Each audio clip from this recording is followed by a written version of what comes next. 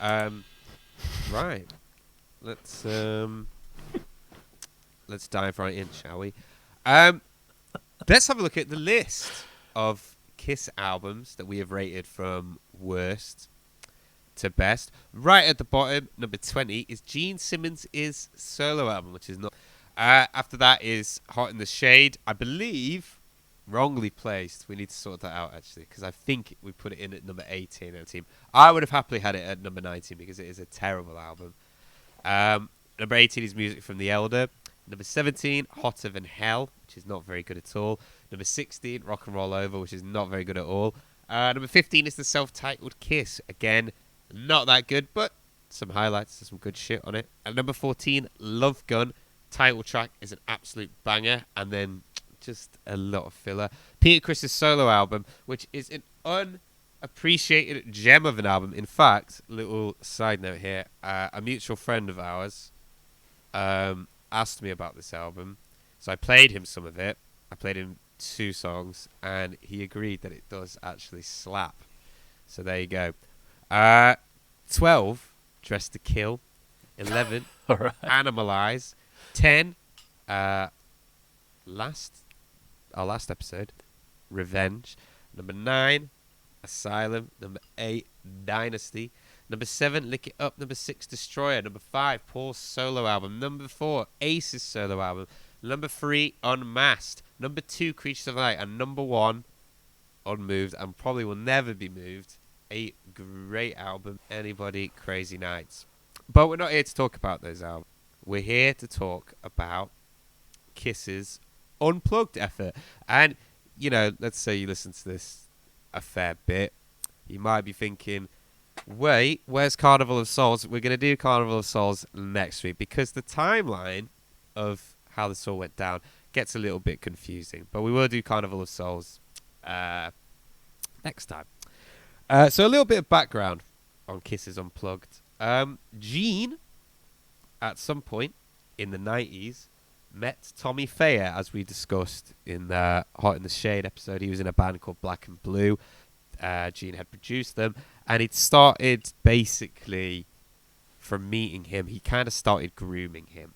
I actually have the exact quote, more or less, of what he said to Tommy Thayer, if you're interested in hearing it. What, is this the one that you told us before? Yeah, but I was doing like... I was doing it from memory. I actually have... Oh, were you paraphrasing before? I was paraphrasing. I actually have the exact thing here. I thought you were quoting it. No, okay. no. Go on, what did he say? It's very similar. It's very, very, very similar. I wasn't far off. I got the vibe down. Basically, he offered Tommy Thayer a job, and Tommy asked, as you would do, he asked, what is it going to be? And Gene said, I don't know. Every day I'll get up, and I'll let you know what the job is. And if you say I don't do windows, you better tell me now. Because whatever needs to be done, including getting the coffee, is what you'll do. Or else, don't do it. Tommy didn't even blink. He just rolled up his sleeves and said, okay, what are we going to do? And then he gave him head. No, Alexei. And then he gave him head. Not. And he sucked I him don't off. think he did He that. sucked him off then and there. Gene blew a massive load in his mouth. I went, oh! That didn't happen. Tommy Thayer did not give him head. Instead, Okay. I don't know who looks worse in that situation, Gene or Tommy. If that was me, just saying, if I was Tommy Thayer, I would go, all right, you should never meet your heroes. I'm good. I'll see you in a bit. That's just my take. I don't know. Anyway, he did not. I'm gonna defend Tommy though on this one. Oh yeah. Gene comes off worse. I see your point, but Tommy's probably just a guy. He's probably just thinking about his career, and he's trying to climb the ladder. He would have been much younger then. He might not have known exactly how the industry works. But that's the kind of people. Maybe he thought that's. I despise people like that. You don't have to be someone's little bitch to like get places in life. I think maybe as well. Well, no, sure, no. I see your. Yeah, I see your point. You know what I mean? Like, just it's not as bad as Gene being like that. I suppose. I suppose. I suppose. You shouldn't let yourself be treated like that. Basically, have some self-respect. Anyway, he didn't give him head. That did not happen. No head was given. Yeah. But instead, But the go-ahead was given. Sorry. but the go. Yeah, he got the okay to. Instead of giving head, they decided to work together to put some KISS conventions. These conventions would involve kind of old costumes, old road gear, some food, shit like that. It's sort of a KISS Hall of Fame, old posters, Q&As, which I think, if I was a KISS fan, if it was done well, would be pretty fun. I would go to that. I would probably go to that. If the tickets were £12, I would go to that. Probably no more. What do you guys think? I think that seems like quite a nice. Did you see what they look like? Did you see any videos? They looked a little drab. Yeah. They I did find that they didn't do it on the cheap. But I did find somewhere that I was listening to Gene's sort of biography, and he was talking like a lot of boring stuff about like how like if someone got ill off the food, we could be sued. If someone hit their car because the parking valets weren't there, we could also be sued. All that shit. So I think they tried to do it. Boring, Gene. Very boring. And I think they tried to do it kind of on the cheap. I'm not saying totally on the cheap, but like you'd maybe expect more. But I think it seems like quite a nice idea. What do you guys think? I think as an idea, it's quite a good one. It suits them. It's on brand. I don't know if it even for a very, very big band, even bigger than KISS, it still feels a bit too narrow of a subject matter to base a whole convention around, in my mind. But fair enough. All right, it's the sort of band KISS are. Yeah, it is, and I think we struggle sometimes to like really get in the mindset of KISS fans at that time, like. Yeah, especially when they're in the 70s, like there was like, or I guess like the early 80s, there was all the comic book stuff and the stuff on TV. So it was kind of, there was a lot of stuff. And when I watched the videos, like, to see some of the costumes and some of the artwork is cool. You have to remember like conventions in the 90s and stuff. Most of it was done in like these Vegas halls where they just look so dingy and dark, don't they? Like it does not look like a particularly cool or nice place. My God. No, it was a hotel. I think hotel ballroom. I think they rented out. I think you could probably get round it in about half an hour. I think that's probably the main thing. I reckon you could probably skim through the whole thing in about half an hour, and I bet the tickets were price wise. More than £12. It'd be more than £12. More than £12. That's my ceiling on how much I would pay for tickets to go to that. But at these conventions, KISS would play acoustically. They do little acoustic sets, and then afterwards they do a Q&A. Now, some of this Q&A stuff, some of the footage, is on YouTube. There's actually one where some guy asks them, "Why did you fire Vinnie Vincent?" And Paul says again. Pretty damning things. He said that Vinny would sell fans guitars for more than they would cost in a shop and claim that they were his favourite guitars, which isn't very, very nice. But have you guys seen this? Have you watched any of this Q&A footage? Well, if you have, what do you make of it? Yeah, I watched a little bit, and it's very well, as we've said before. Well, at least I've said before about KISS interviews, is that they like to keep the energy very low and very just sort of like, they're never fully into it, and they're always trying to play it off as cool. And for me, it was the same in these Q&As, and it was not a great listen or watch. And they gave very short answers, and there wasn't much back and forth. Yeah. So I'm afraid I didn't quite finish the one Q&A I was watching. I just think their fans are really stupid a lot of the time. They don't really ask very interesting questions, and they clap everything. the amount of applauses that they get for basically not saying much, like you were saying, the answers are very flat, very, very short, and they're like, "Whoa, yeah!" Like it's That's not just really, fandom, though, isn't it, man? I was gonna say you're making it sound ahead of its time, putting it that way. That's sort of how you think of modern day fandom, right? yeah. But you think it's particularly bad with Kiss? Well, they just don't really, you know. I mean, I find that kind of shit annoying anyway. Do you know what I mean? Like in like sort of modern day. Yeah. Sort of think it's like they're not really saying anything particularly interesting, and the questions are just really boring, and it goes on and on and on, and the room is just so bleak. Do you know what I mean? It looks like sort of like venue. It looks like the boardwalk. It looks like venues I would play in like when I was in like teenage bands and stuff. It's a really shitty venue that they're hosting it in. It's very kind of dingy. Yes, very, very rubbish. Not worth watching. But during these Q&As, they came clean about a lot of stuff, which Gene described as sometimes being a bit hurtful to the fans. Some people would ask, this is according to Gene, some people would ask, does Ace drink? And then he would have to tell them the truth that yes, Ace drinks. I mean, that's shocking, isn't it? Like, a rock musician likes to drink. Like, what's the problem? Like, I think the problem, there'd be more probably, like, I'd imagine you'd be more disappointed at how much of a square Gene is in real life rather than like, rather than like Ace drinking.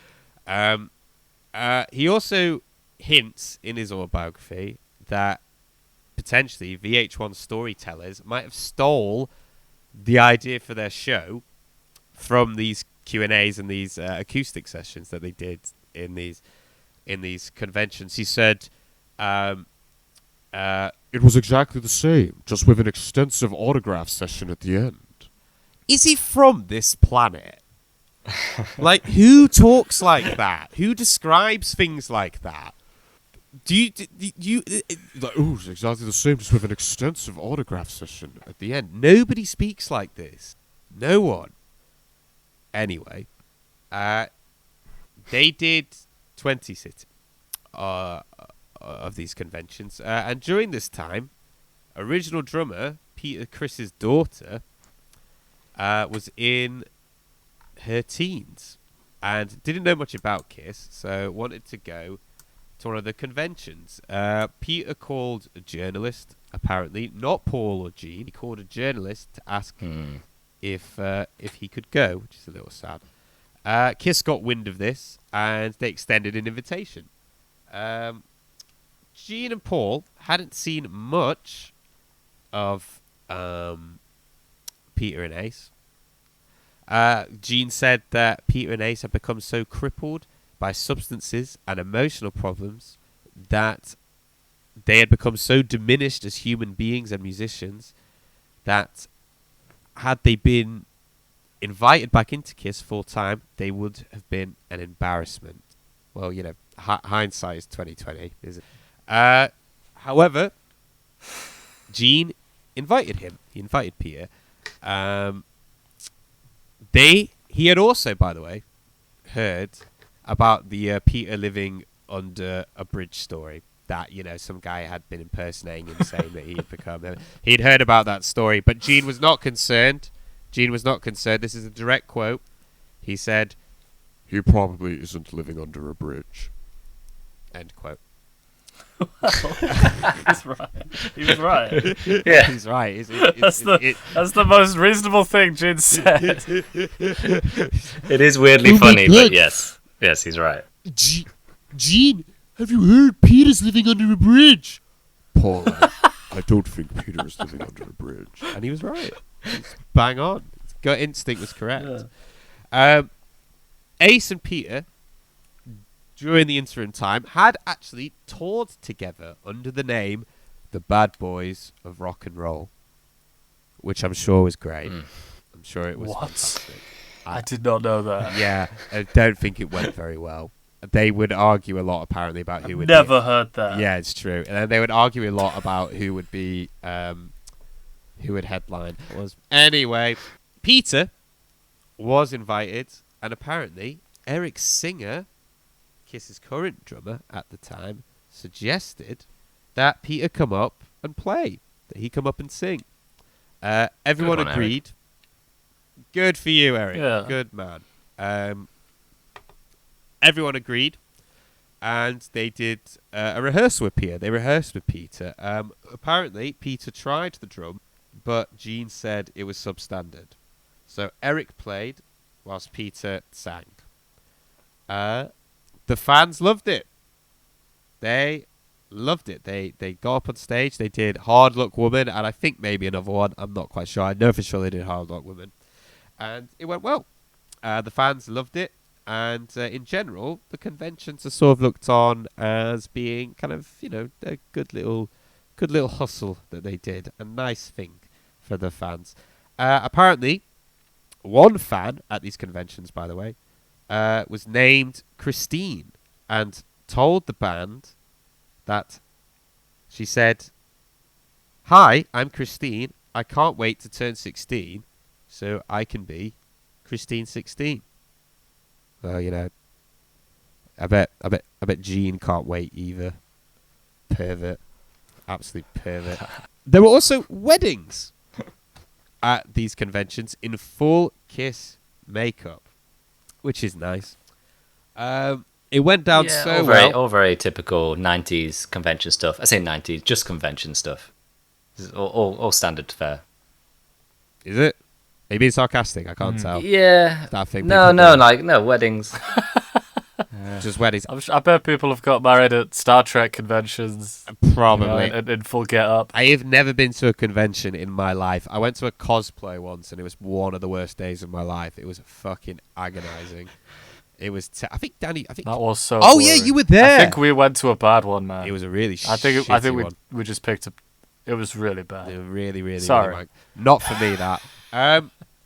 No. These conventions, on the other hand, though, not like the cosplay at Sheffield Arena in 2016, went very, very well.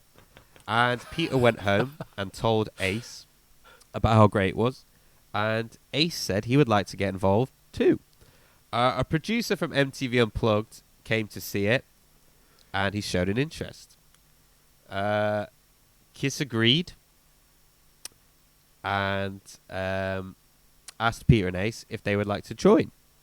So at this point, Kiss are set up to do an MTV Unplugged. They've got Ace and Peter waiting, ready to go. In general, what do you guys think of MTV Unplugged? It was a big thing back in the 90s. Some very, very notable artists took part in them. What's your general feelings around them? Alex, what do you think? Honestly, like when I listen to them, it's not really my thing. However, I do think they're a really interesting part of music history and a sort of like a sign of the times, like a changing of how people wanted to view music, how people wanted to view rock in particular. The thing that I always felt with Unplugged, and this might be quite like a pessimistic opinion, is that it was like a really good marketing sort of shift, a marketing change of being like, oh, you think you know these bands? Well, here we are, like, actually we're a lot deeper than you think, and we can hang with all these great musicians and stuff. And I think it was a really clever move for a lot of bands and sort of gave them renewed interest, or like it was an easy way to change the perception. So when I listen to the albums, I'm always like, oh, well, songs don't sound good, or they're trying a bit too hard or something. But I do think it's interesting, and it has led to some great moments in music. For sure. I my general kind of sense of them is, particularly in the 90s, where a lot of 90s musicians, I think that their music just in general lent themselves more to being acoustic, like a lot of like obviously the really famous ones like the grunge bands, but the Cure's one is very good. Is great. And also there's some really notorious ones, like the Lauryn Hill one is really notorious, kind of viewed as one of the worst albums ever made. It's really much, it's not that bad, but it's just scrappy. But what I think, it's kind of just, it's like anything else really. I think some are good, again, some great moments. I think some are great. I think that what's good about it is it leaves some space to be able to do something different with the music, and that leads to really cool moments. Or can be a chance to not only do something different with the music, but the presentation. Like a really great example is like the Nirvana one, which whether you think it's good or bad, they made some like really interesting choices in terms of like the set list and like what kind of sounds they'd incorporate. Like some of it's not even all acoustic. That is actually I actually own that album on vinyl because my ex-father-in-law, who's a moron by the way, if anyone is wondering, he bought it for me as a present, and I do have it. And to be honest with you, it's one of those things where it's very, very much a bit like Alive.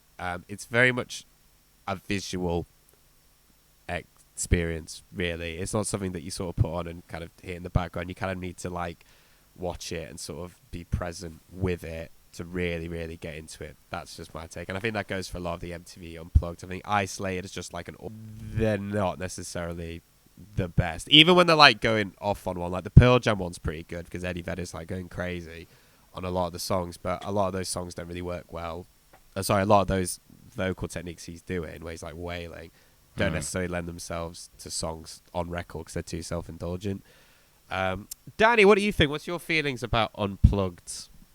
Well, it sounds like I've seen less than you guys. I do think it's usually less to do with like the actual making it an acoustic arrangement, like the timbre, and more just an opportunity, like you said, Alex, for artists to show that they can be very pure and raw without any bells and whistles and still thrive. I think it's the modern equivalent are the Tiny Desk concerts. Yeah. Which I've seen lots of those, and I enjoy them a lot, although they're not strictly acoustic. I do think adherence to like the really strict or with Unplugged is often a bit pointless, especially with the sort of music we have. Often doing it just turns into just music that doesn't suit acoustic guitars, and they're just forcing it a bit, and they're just sort of strumming these chords that you can hear were supposed to be performed on electric guitars and sound thick and powerful, but they just sound thin. Yep. But I'm all for trying new things, and maybe you want to check out some more of these old MTV Unplugs. But Alex is right, it's mostly marketing, just an opportunity to show another side of the artist. They're hard rockers, but they've also got some soul. I think it's more to do with that. Yeah. Fuck. Right. Peter, apparently, when offered the chance to perform with the band at MTV Unplugged, jumped at the opportunity straight away. He was very, very, very, very enthusiastic. Ace apparently said, "That's great. Thanks for calling me. My manager is George Suet." You're probably thinking, George Suet? Who's that? Well, I'll tell you. George Suet was one of Kiss's bodyguards back in the day, and had become a manager. He represented Ace. He also represented Peter, and for a time he also represented Vinnie Vincent. However, the involvement of George Stewart would prove to be bothersome, to say the least. Gene described negotiations with George Stewart as all-consuming. He would have daily conversations with Stewart, saying that there would be no pay.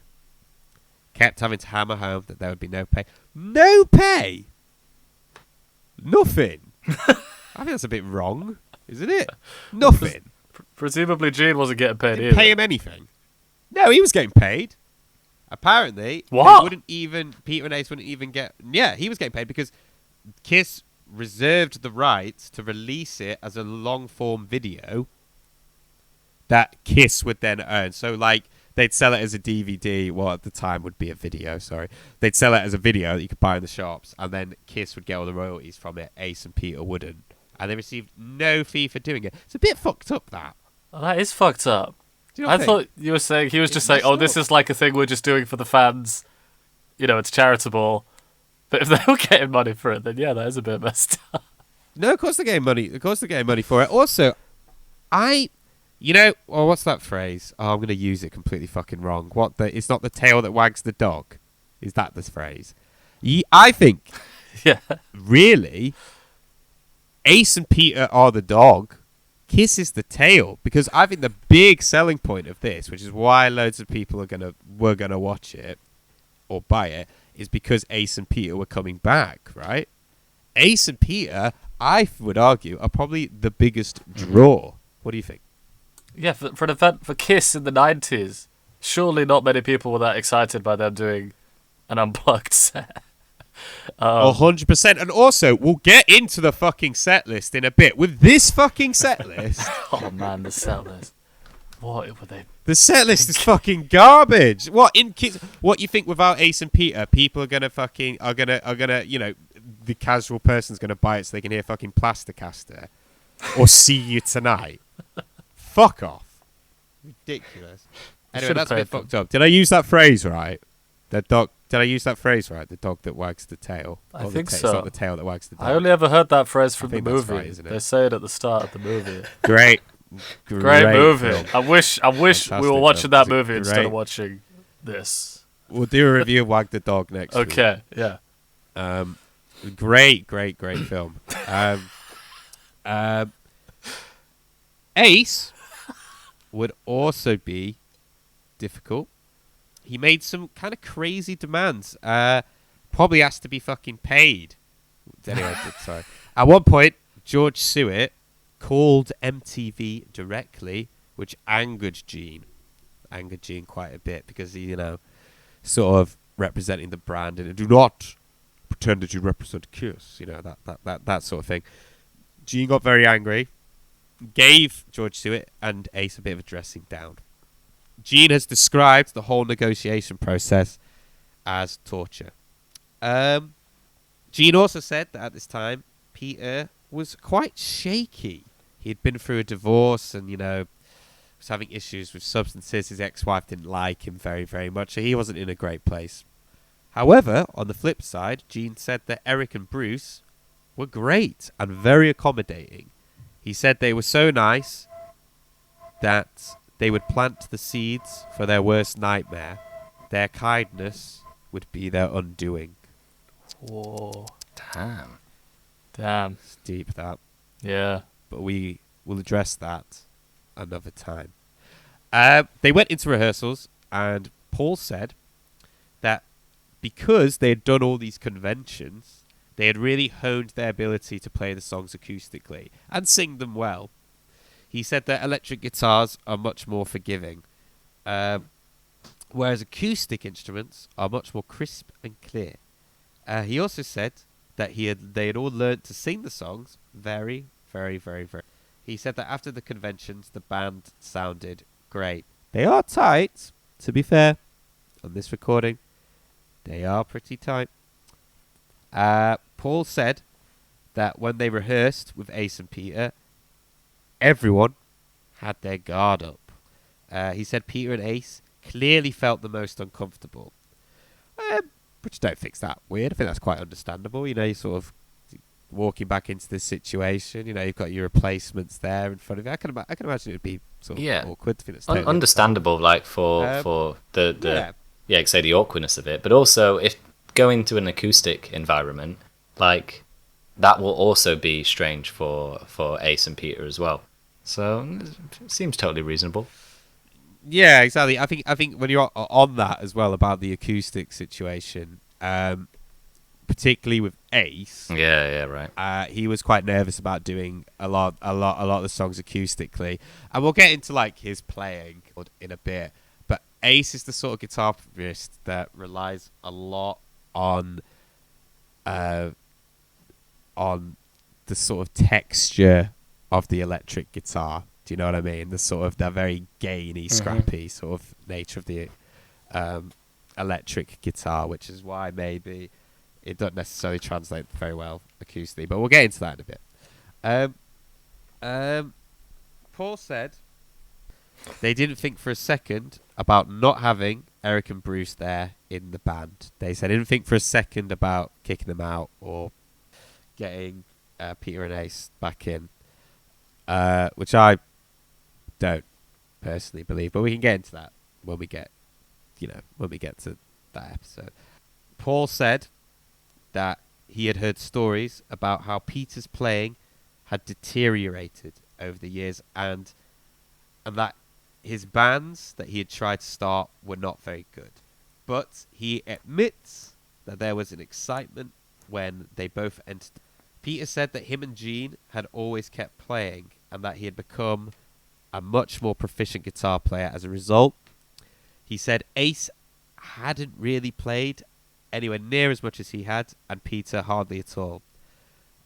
When they played, no one had told them that it wasn't good enough. As in, no one had told Ace and Pierre that their playing wasn't good enough when they had actually played. He said that Peter had become your slightly nutty uncle. Apparently, Peter came in with some sort of tribal drum that he held with one hand and hit with a stick. He wanted to play it during Beth. I would have fucking loved to have seen that. No, I think I saw that in would the have been rehearsals. Fantastic. Like him, I saw a very short no, I clip missed that. of him singing Beth, and he's just sort of absent-mindedly doing very quiet rolls on this drum. It didn't look like a tribal drum from the video I saw. It just looked like a tom. Beth, what can I do?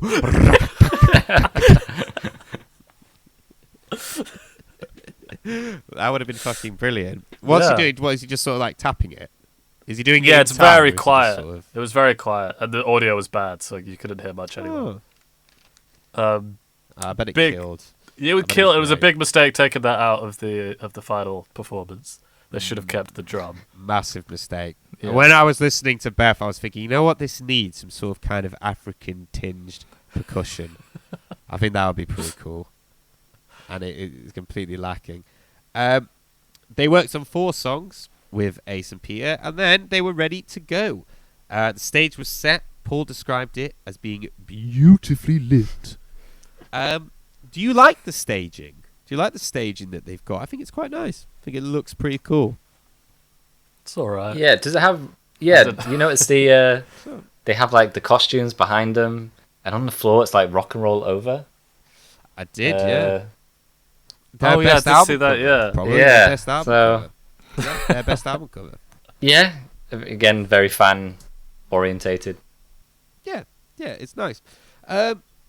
During the taping, Paul states that there were some issues. He said that Ace kept gabbing on and on into the microphone, which was distracting and clearly about reclaiming some more of the spotlight.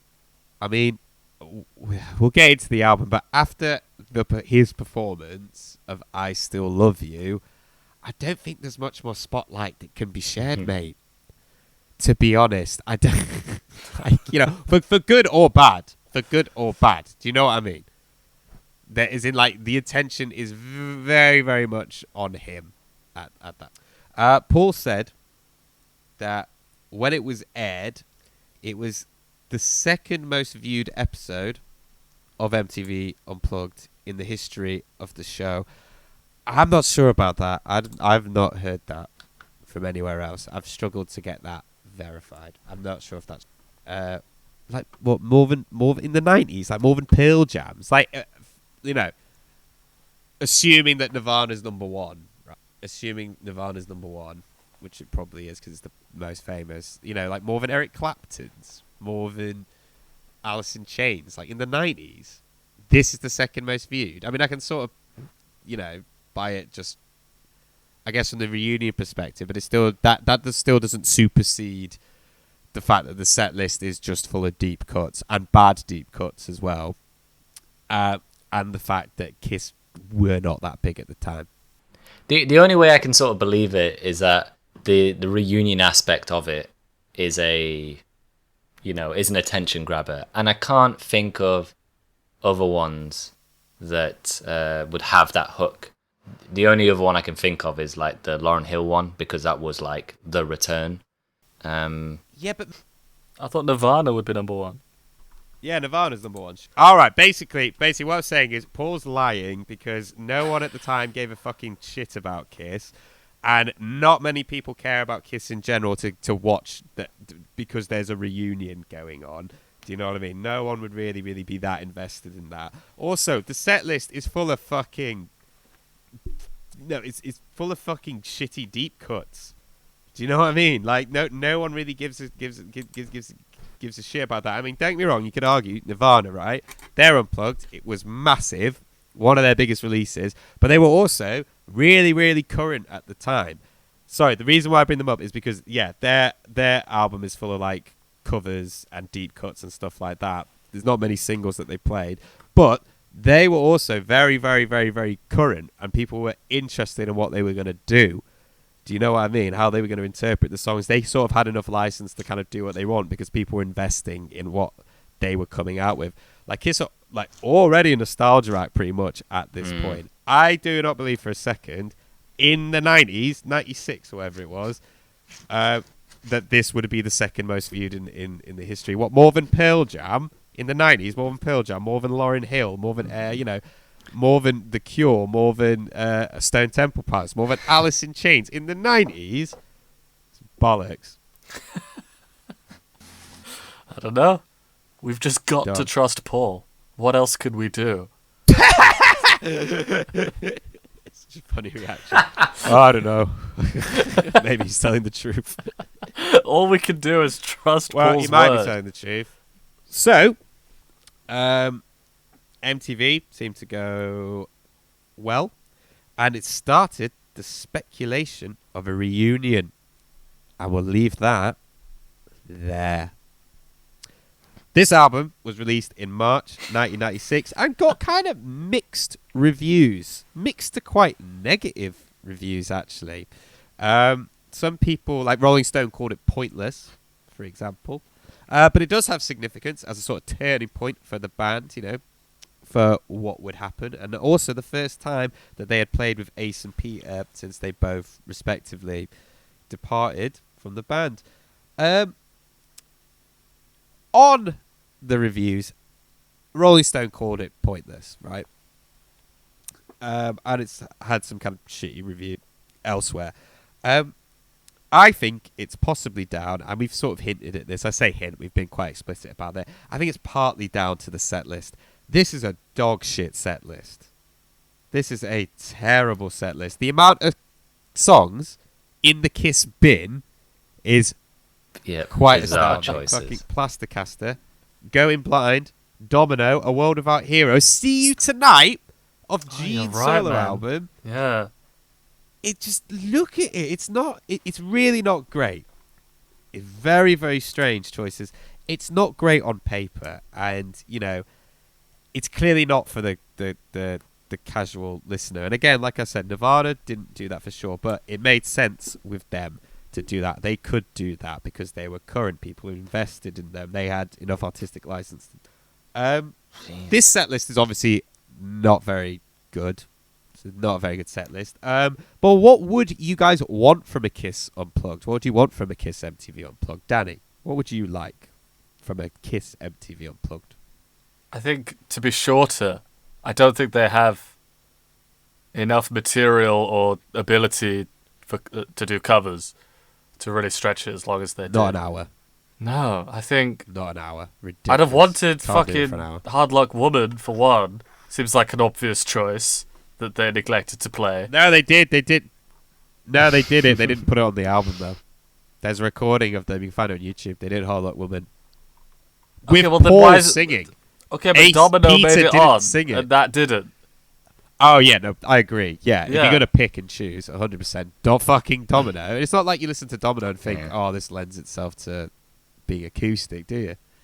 No, I just want so much less of their output, less deep cuts, random tracks, and I'd rather that have resorted to interpreting some acoustic songs, doing some covers or something like that. Anything, you know, try a blues song or something. Maybe that's a terrible idea, but I just would rather them try anything than Plasticaster and Got to Choose was alright, but all of these songs, man, it was. I don't think so.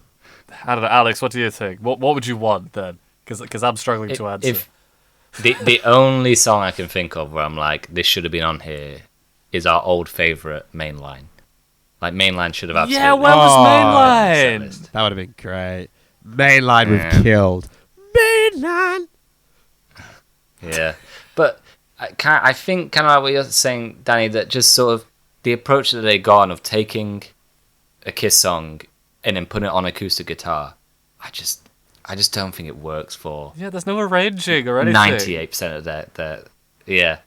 And I was very disappointed in that aspect of it. Yeah. They don't To do me, anything. it has the effect of just sounding like. Do you remember, like at school when we were doing music at GCSE and would go off to a practice room and would have to like cover a song in like a few minutes, and the electrics didn't have amps, so would play acoustic, and it just sounds very amateur, if I'm honest. This sort of that we're just strumming along on acoustics. To pull it off, you have to be a brilliant performer without bells and whistles, without effects and stuff. And so that's why I'm struggling to answer the question, Alexei, because I don't think they're the sort of band that lends themselves to an acoustic set, full stop. So I don't know why they did it. Can I just say as well, I'm not sure if it's from what documentary it's from or however, but like I saw a video where it was sort of like 20 minutes of them showing clips of like the rehearsal, just like supercut of the rehearsal, as well as like interviews with the members beforehand. And Paul says, firstly, he wanted to do it, the Unplugged thing, by the books, and that he meant like all acoustic. Yeah, not like, they're like, when we amp it say up. acoustic, we mean acoustic. Yeah, and so Yeah, but there's that. that's all well and good, but they just play the songs exactly the same. It's all well and good, like it being like, okay, we're gonna do this by the book. They sound they haven't changed any of the like arrangement. They haven't changed any of the presentation. It's just the same. It's just done acoustically. Exactly. And then the other thing he says, which says, if a song doesn't sound good on an acoustic guitar, it's just a crappy song. That's shit. That's such a load of nonsense. It's such a load of bollocks. What do you think? You think Aphex Twin sound? It just sounds bad on an acoustic guitar. Means it must be fucking. You think Daft Punk will probably sound terrible on an acoustic guitar? You muppet. Fucking Amon Tobin would sound wank on a fucking piano. Actually, it might sound sick. Actually, on a piano, that might sound good on a piano. Yeah, it's just terrible of him to say, because most of the songs he writes just don't work on an acoustic guitar, or just it takes away even more. And we never say that like their songs are like incredibly deep or have this multi-textured layers to them. But like, well, Alex, even when you take away the electric guitar, you've got even less. Go on, Alex. I'm going to say something that's going to actually shock you. Might shock both of you. I've slagged off this set list. This is a shitty set list on paper. However, I actually think some of these songs sound better acoustically and lend themselves to being acoustic better than they do on the original. Better than they do on the original albums. I'm But looking that's at not the necessarily. list. Maybe a couple. I've written But for each song. I think I've answered I think if I that's believed it's improved the original. And yeah, I'm not going to man. argue with you, Alexei. because, and I'll tell you why, because their songs again are so kind of dull at times, but they're done with kind of like this hard rock presentation when really they're all kind of these kind of middle of the road sort of middle of the road sort of boring rock songs, do you know what I mean? But they're kind of done with, well, trying to be done with quite a heavy presentation, and the presentation doesn't really work. Like, had they done mainline acoustically, would have been a lot better. Do you know what I mean? So actually, I actually think, because the songs are quite so kind of standard and dull, that they actually work better acoustically than they do on record when they're trying to make them sound heavy. Also, trying to make them sound heavy badly. I actually think most of the songs work better acoustically. I think pretty much all of them are off Hotter Than Hell, which just sounds awful, and the way it's played is terrible. Like on here, it sounds better because the production's better. It sounds better because the songs are so kind of dull originally written that they just lend themselves better to being acoustic. I'm not sure, And Alexei. I see your also, point, but I think because there's not a relationship playing between is better as well on this. That might be true, but I don't think there's the way you're wording it. It sounds like you're associating dullness with acoustic music, and I don't think that's true. Okay, put it like this. I always say that, like, oh, this kind of sounds a bit like the Eagles. Like, I'll say that about KISS sometimes. I'll say that, oh, they kind of sounds like an Eagles song, but it's trying to sound like version of it and chanting heavy very badly. The Eagles' music, maybe dull's the wrong way to put it, trying the right way to put it. No, I see your point. You're saying these songs are such failures as heavy songs that there's a good chance maybe they'll work better as acoustic songs. Perfect way of putting it. Like I'll give you an example. So Coming Home, right, first song we'll get into in a bit, is such a failure at sounding heavy, or Plastercaster, such a failure at sounding heavy that it actually lends itself better to being more kind of like just to being kind of more kind of like an up-tempo acoustic-y song. I think not to say that these are good, but they are better acoustically. Well, I'll say that for me, the ones that I really like, bin-worthy songs, I find very hard to compare two versions, because Plastercaster is bin-worthy whether it's a studio version or an acoustic version, as far as I can hear. Coming Home's a good example, though. That's one of the few ones. I think that was a really good start. I think we'll agree on that. Because I thought... I agree. We'll agree on that. This is a great song choice. This does work on an acoustic. And I kind of, while listening to it, was thinking, I think this song has actually grown on me. It reminds me of when we started doing this. The old days. Yeah, the old days. I agree. I think it's one of the best bits in the whole show. I thought. We'll get into it. Sorry, we'll get into it. We'll do track by track in a bit. But are we doing track by track? Sorry, very quickly, because there's not really much to say on it. Is the cover? What do you guys think of the cover, Alex? Want to talk about the cover? It's fine. It's is this how all the Unplugged albums looked? Like the sort of like they're the similar, ripped aren't they? corner. Yeah. If you were a KISS fan and you saw this cover, you'd be like, oh shit, because you see 6 people on the stage. It does look interesting. Like it looks like it would be, like a full dynamic listen. And the colours are nice and everything. I think it's all right. I don't know. To me, this album is so much in its own separate universe that I can't compare this cover to like anything else they've done. No, certainly not freaking Revenge. I mean, think about like the U-turn they've done here. Danny, what do you think? Yeah, it's not a very good quality photo. Maybe that's just because I'm on Google, but it doesn't look very clear to me. I guess if you're paying attention, like you said, Alex, the fact that there's 6 of them is quite like whoa. But no, it's a bit too much for me. There's too much going on here. I'm not liking it. I think it's okay. It sells. I think it sells it well.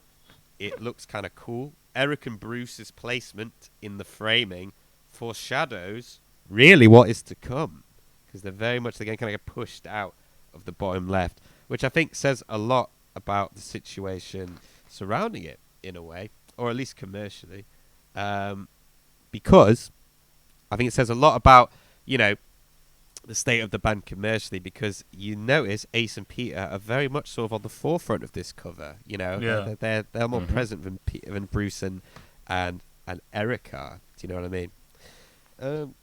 It did okay. It did okay. This album did okay. It debuted at 15 on Billboard, which I think for KISS doing an Unplugged at the time is pretty good. But if we're done with the cover, let's get on to the actual album. So I listened to this quite a bit, like on headphones, like on Spotify, and I also watched it. I watched it on the TV, as well. I think in the visual, there's the YouTube version doesn't really sound great, but the Unplugged, the album doesn't. So the first track of this terrible set list is Coming Home off Hotter Than Hell. Now, I think that the atmosphere is pretty good. It's pretty great. Stage looks good. And Paul has a little bit of banter. He goes, "It's like being home." I mean, how? How is it like being home? What is this? I thought the same thing. What aspect of it is like being? Is this what your house is like? It's not in New York. Oh wait, or maybe it is in New York. It's just dumb. It just kind of vaguely links into the title. So not great banter coming out the gate. Luckily, they don't talk to the audience that much in this, which is good.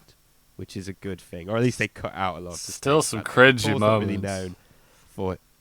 There's still some cringy moments. Paul's not known for his stage banter. His stage banter is pretty bad in general.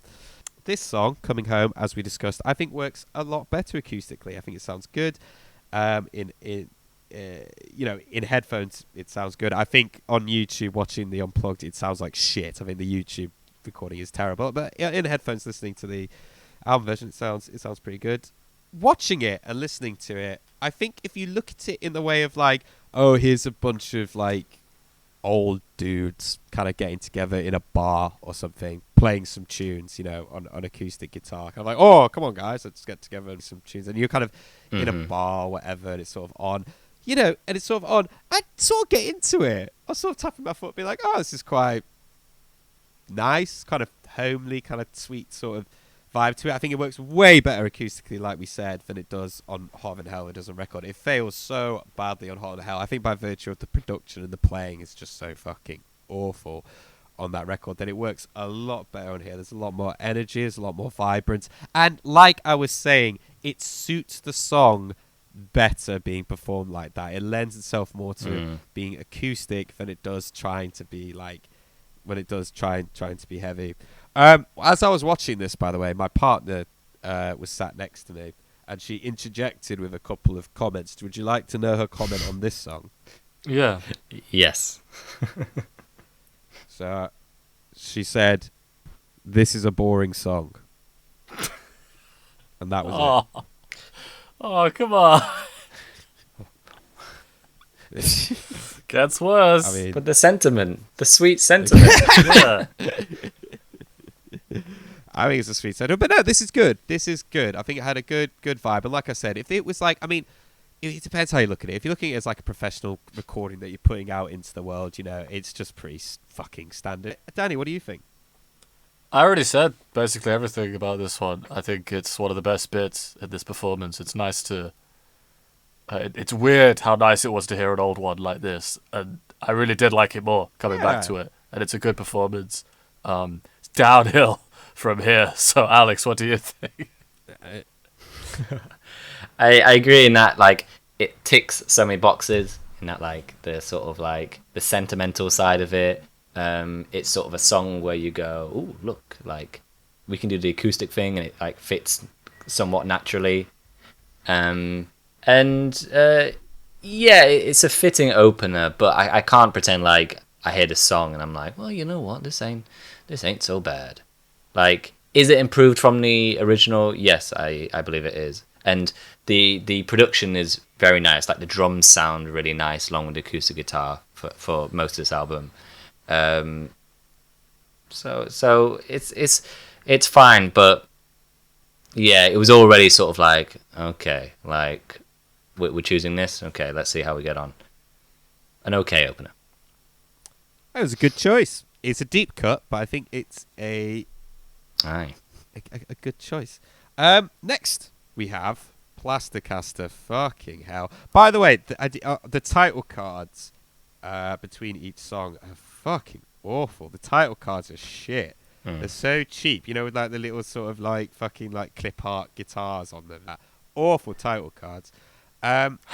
Gene already sounds terrible.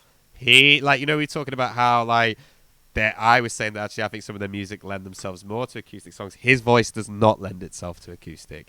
His voice sounds awful. He should be a lot more mellow like he is on Creatures of the Night. Sorry, not Creatures of the Night, Crazy Nights. That sort of mellow, more natural voice that he puts on. He tries to sound gruff and it sounds awful.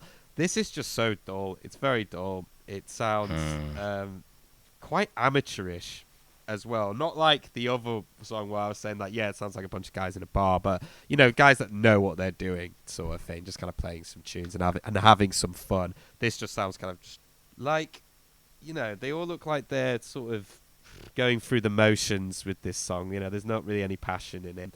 The solo as well. In fact, a lot of the solos on this sounds just terrible. It sounds awful. There's no weight to it. It doesn't really cut through. It sounds tinny and The song is just terrible. It's a shitty song to begin with, and it's not uplifted by being played in this style. I don't know, Danny. What do you think?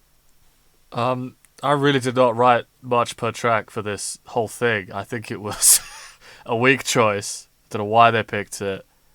And I agree with you, Alexei. It sounds amateurish in a bad way. And I think that Eric is mimicking Peter's style really well. He's kind of getting all the slop bang on. He's very Tommy type of playing. Still sounds better though. I hate this song. It's a bin-worthy song. I was annoyed to be hearing it again. It's creepy and weird. Alex? Oh, yeah. Well, you know why I'd have picked it.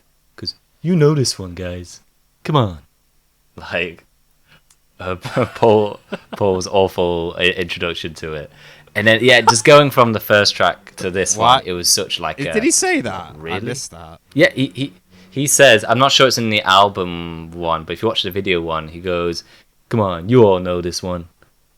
Why Give wasn't there some Gene, guy at the something back? like that. Just why wasn't there some guy at the back going, "No, we don't." It's like no one knows this. Hey, no. one cares This about crowd are freaking Kiss fans because when they mention selected. freaking the Gene solo album and The Elder, you hear some people go, "Yeah." Oh, that's true. That's true. I wrote that So- about the Elder. I did write that about the Elder. Yeah, people agree. But Plasticaster it's not a great choice, especially going off the first track. It's already just the tone just drops. It isn't helped playing in an acoustic manner. It's a very dull song, and Gene is not really up for it. And like I'm guessing we're going to talk about, the solos on this album are very mixed. Sometimes Bruce is trying his best and it's not quite working. And this is one of them where he's trying to do some elegant solo work, but it doesn't quite uplift the song in any way. Not good. Still not good. Plasticaster. Yeah. No, the solos are really bad. Track 3, Going Blind. Another terrible song. Another bin song. It's in the Another bin. awful song. I didn't count exactly how many songs on this set list are actually like in the bin, but it's a lot. I think it's over like 5. Let me have a quick look. So we got Going Blind. It was 1, 2, 3, 4. It's 4. Oh no, 5. Nothing to Lose is in the bin. Shit, I forgot about that. There's That's 5. a lot. There's 5 songs that are in the bin. That's a fucking loads. If I saw them live and they played this, even like Alec, I'd be so fucking disappointed. I'd be like, what the fuck are you doing? Yeah, not good. So Danny, what do you make of their rendition of Going Blind? It's the self-importance that really got to me on this one. This is where I was starting to get really annoyed. There's 2 bin songs in a row. And just the sense of self-importance. He is not embarrassed by this song. In fact, he seems paradoxically proud of it. He thinks this is great. Closing his eyes and stuff while he's singing. He fucking booms. He booms the fucking 93 she's 16 fucking line. He says it proudly. Yeah. It kind of reminded me, Alexei, of what you said in the original review for this song. It's like, did he have to make the age so big? It would be like the point would stand if she was 20 and he was 70. Does it have to be 1960? That's huge. Massive. I'm 93, you're 16. It's not even like it helps like the rhyme. Either you could say I'm 73, she's 16. I'm 53, she's 16. Why does she have to be fucking 16, let alone the age gap? It's just a very weak choice, and you can't save this song. I suppose I could give them the, it's a more... Maybe this song could be more fitting of an acoustic arrangement than a lot of the other stuff here. But you can't polish a turd, so... Alex? Yeah, I agree. Maybe in some sense, like, this is the sort of song that they should be reaching for to improve through this atmosphere or whatever. And I will say, I think the drums are much better than the original. Like, they definitely improved a lot in that sense. I mean, I know it's a different drummer and that. But very disappointing. And like on the first listen, I was listening like, please, like change the lyrics, like edit it somehow, like come on, like show some sort of growth. And actually, in the first, I can't remember, but at first he doesn't say the line, but then he goes back to it later. And as Lexi said, he's freaking, he's proud. He's proud of that. It's the most passion I've ever seen come from him. That's true. I'm not free, you're 16. I don't know. Like maybe this is a huge hit with the fans, and they want to put something like this in, but they love it. Better ways to do it. Yeah. I don't know. Maybe just do like a snippet or like in a medley or something. But to play this whole song, I mean, it's trash. Dinosaur Jr. do a cover of it. No, I've seen that. I haven't heard it though. Yeah, and the Melvins. Yeah, it's kind of like a fan favorite. I'll have to listen to that. Maybe all Kiss fans are not. Who knows? Yeah. I've not listened to it. I've listened to the Melvins version. It's better than the original. Not by I much. love Dinosaur Jr. I'd have to listen to that. Sorry. It's disappointing in it. I think that this does sound better acoustically. I think it translates much better because you need to remember the original, again, we were talking about how they fail so much at making something sound heavy. It's so metallic sounding, and the ear fatigue and stuff like it really, it's way too hard. It really, particularly this song, does not lend itself to be played. It lends itself much better being acoustic. However, there are some problems in that sense, though. Like the leads, the sort of that pentatonic thing sounds awful acoustic. It really doesn't work. It's not got any power. It just sounds. It does sound better doubled, like it does on the original, but the tone is just on the original. This is just awful. This song is just really, really bad. I mean, I know I said it like lends itself better to being acoustic, but that's not really saying much. It's still a terrible song. My partner said about this song, she just said, awful song. That was her comment. The solo really doesn't work. It's way too quiet. There's no presence. Again, he says, he just says that line with so much passion. I mean, dear God, he just doubled down on it so much for this recording. My partner also asked if this was country music. And I said, no, it wasn't. Do you love me? Alex, what do you think, mate? What you were saying earlier, Alexei, about guys playing in a bar and a pub sort of thing. This is the one for me. This is the most karaoke of the songs they do. It sounds like it's just some guys like, oh, we can cover that song. Yeah, you know this one. Yeah, the chords are sort of working their way as they go. Really boring choice once again. Very surprised by that. I mean, Paul is trying his hardest towards the end. He's showing off some chops, but doesn't sound great. It kind of fits in as this. You're saying country for the last one, Alexei, but this one has a more country feel. And even with that, it's just, I don't think it's a great choice. It's a very dull song. Didn't like it before and don't like it now. Danny? Yeah, I agree. This one sounds very amateur. This is where I started. Similar to what I said before about, it just sounds like some kids with acoustic guitars who haven't gotten electric yet, learning the chords to a song, and it's so slow. The kind of and the drums as well. Yeah, I know Alexei said this song has grown on him, Alexei, but I love this song, mate. I love this song.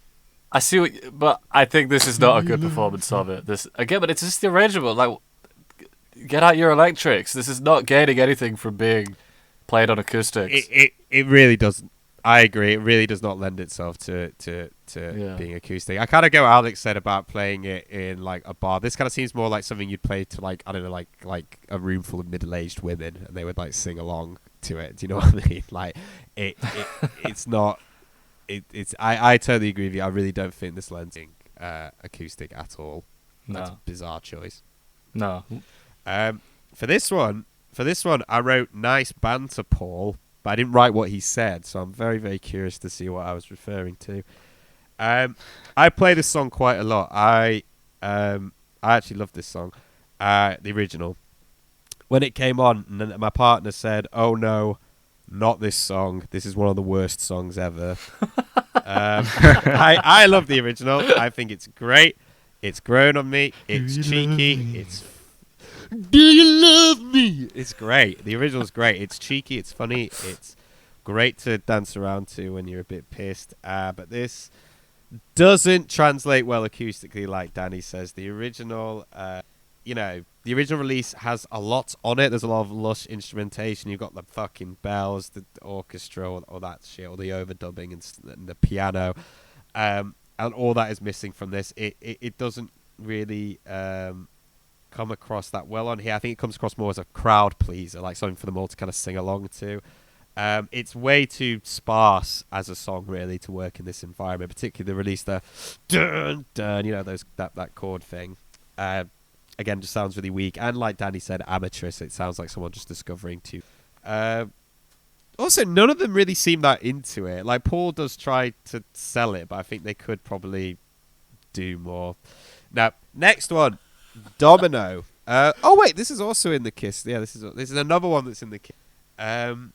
What is Gene doing with his hands at the beginning? What does that mean? He kind of does something with his hands at the beginning where he goes, "I got a man-sized predicament." And when he says it does do something, man-sized, he has like a big, he makes like a big shape with his, that is like a big, like, "I got a man-sized predicament." And then he goes, "It's a big one." He then makes his fingers small.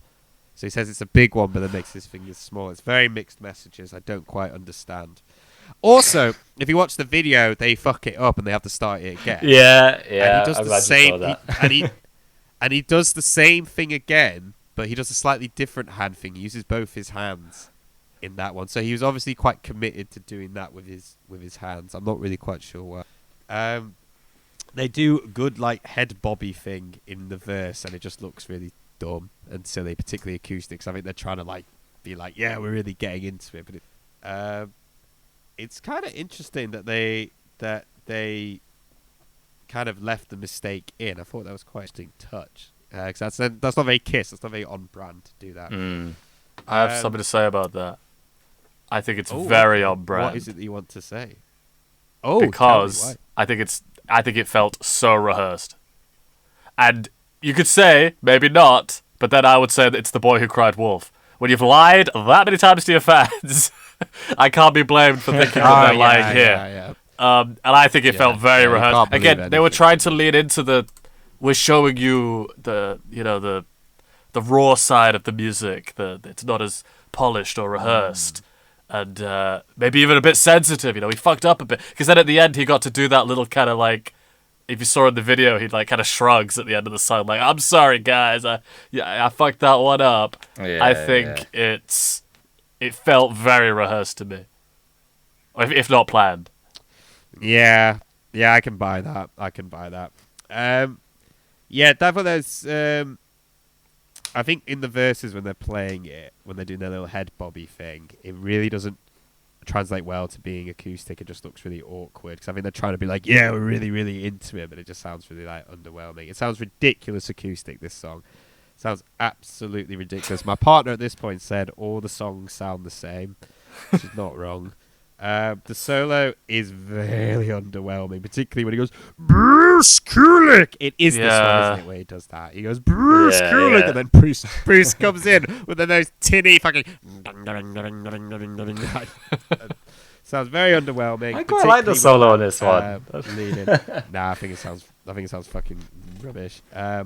When he says, when Gene says, "When that bitch bends over," my partner said, "Did you hear that?" And I was like, yes, I did hear that. Second time I've heard that now.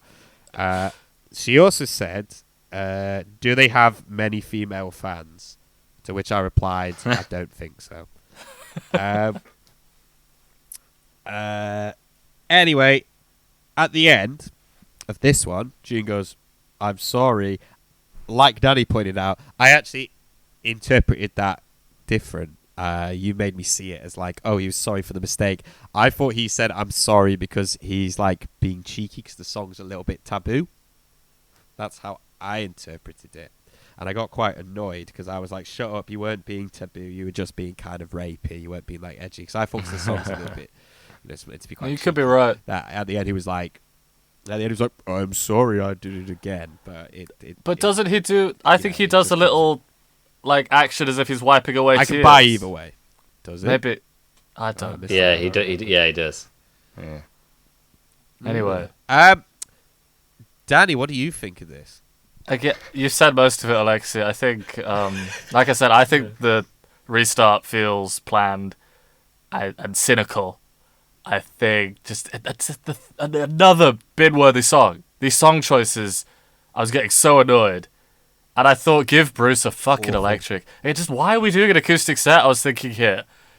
He's What's the point? Performance-wise, Bruce is doing amazingly because he's trying to play these solos on songs that were designed for electrics on an acoustic guitar. Yeah. He's trying to adapt it. It's obviously not his area of comfort, but he's very good. He's clearly very good at acoustic, or at least playing these solos. He's doing His playing is not the problem.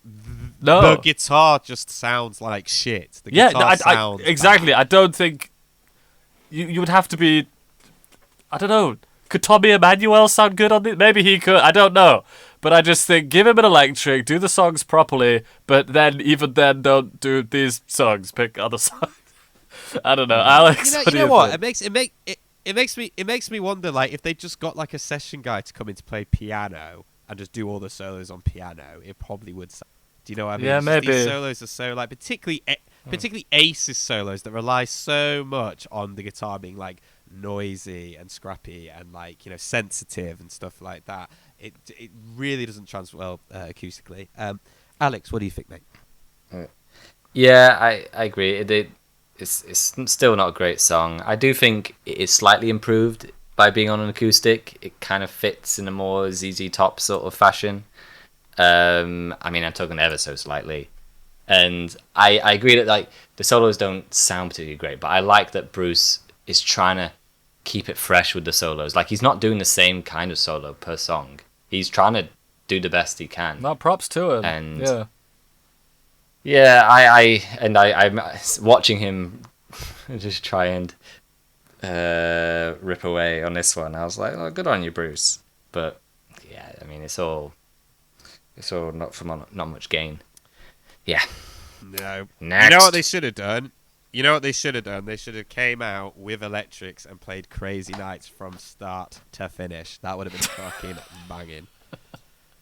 They should. Can you imagine MTV Unplugged? They start with, here's a little song for everybody out there. A little acoustic. That's what they should have done. They should have. No, without acoustic. They should have just played it electric from front to back, and that would have been I great. see. That would have been their best Unplugged. Their best Unplugged would have been not unplugged, very much plugged in, but playing Crazy Nights from front to back. Next one is Got to Choose. This is a bit of a curveball because I didn't actually see this coming because I had been listening to the album release, which this is not on. Oh. But it was on the video one, so I was like, whoa, didn't see this coming. Let's go. Let's get into it. It's better to have Paul back on this, but it's just a terrible choice for Unplugged. It's terrible. I mean, they flip-flop between, like, obscure songs that might lend themselves better to being acoustic, and then, like, songs that are just have no place being acoustic whatsoever, like this. This is not... I don't really much to say about it. This just isn't an acoustic song. This is meant to be, like, a free sort of style rock song. This doesn't really work as musically. I mean... one of the big problems with this is Eric is still replicating those terrible fills on the original. Like, don't get me wrong, it's a lot more fluid than it is on Hotter Than Hell, but it still sounds awkward. It still sounds bad. I don't understand why he's replicating something that is obviously... it makes me think that when Paul said, we really honed it, we really honed playing these songs, they just kind of honed playing the kind of awkward recordings faithfully. Not much to say about this one. Bad choice. Came and went. Nothing really. Alex, what do you think? Yeah, very little to say on this one. I mean, again, quite a very forgettable version of what is not particularly a love song for me. And yeah, it just doesn't work in an acoustic format for me. I don't know. To me, there's really nothing to say here. They have so many songs to choose from, and they seem to miss with every single one. Danny? Yeah, I instantly thought, should this be acoustic? I don't know. I don't think it's a result of this arrangement at all, but I think this song has grown on me. I think this song has real early hard rock charm to it. I think I haven't listened to the original again, but I think I would like it a bit more. I think the outro is really good, and I think what maybe reminded me of that is Eric is nailing the high harmonies, and I think that is better than on the Oh original yeah, album, yeah, forgot to mention that. in my mind. Yeah, he's really doing Yeah, he's a great singer. He's a very good singer. He's very good. So that was. I'll be a bit more positive on this one than you guys. I think it was nice to hear that, and it was. Yeah, to me, this was a bit like Coming Home, where I thought, oh, it's nice to be reminded of this song, actually. And all the production's so bad on that original album. This is on Harder Than Hell, isn't it? Yeah. Yes, yeah. Yes. The opening track. Yeah, so I suppose both those ones, for me, are just improved without much effort, just because it's such a horrible sounding album, the original. So I thought it was alright, this one. It really is. Yeah. Anyway, let's move on. Right. Something. Let's move on to Sure Know Something. Now, this is a good... I think this might be... Is this the only one? Oh, no. Do You Love Me is good as well. This and Do You Love Me, I think, so far have been the only... They've decided to... Ridiculous, man. Acoustic. Fucking ludicrous. Fucking stupid. I was thinking of some songs that would have been better. Where's the acoustic God Gave Rock and Roll to You? That would have been fucking brilliant. That would have been great. Do you know what I mean? Like... just a quieter version of it. You know, even Reason to Live acoustic would have been better. Forever? Like, Forever's not a great song, but it still would work better acoustically than, like, half of this. Anyway, Sure Know Something, not as good as the original. The bass is nowhere near as thick. It would, you know, it's just not great. I think they ruined the bass line a little bit with the palm mutes. So they do this palm mute, and they go, you know, the do do do do do. They do this kind of like palm mute, and like jun jun jun do do that thing. I don't think really works. Bass line ride, because I think Paul does sound pretty good, and I think the backing vocals actually is, you know. It's just not as good as the original. They don't really do anything. Again, it's the same shit. They don't do anything different with it. This song was not asking for an acoustic version of it. And I think if you're a KISS fan, at a convention, fine, you can forgive these sort of, because you're sort of part of an event, you're there, little thing, you can sort of forgive that this isn't like necessarily the song in its presentation. You're sort of seeing it in a sort of crude, intimate way. In terms of like putting it out, this is a project. It really doesn't cut it in that regard. It really doesn't cut it. They did do the harmonies well, and I will say that in general, the harmonies on this album, the backing vocals are pretty good. But I think they just before. I think they do just before dull, not bad, dull. It's a dull rendition.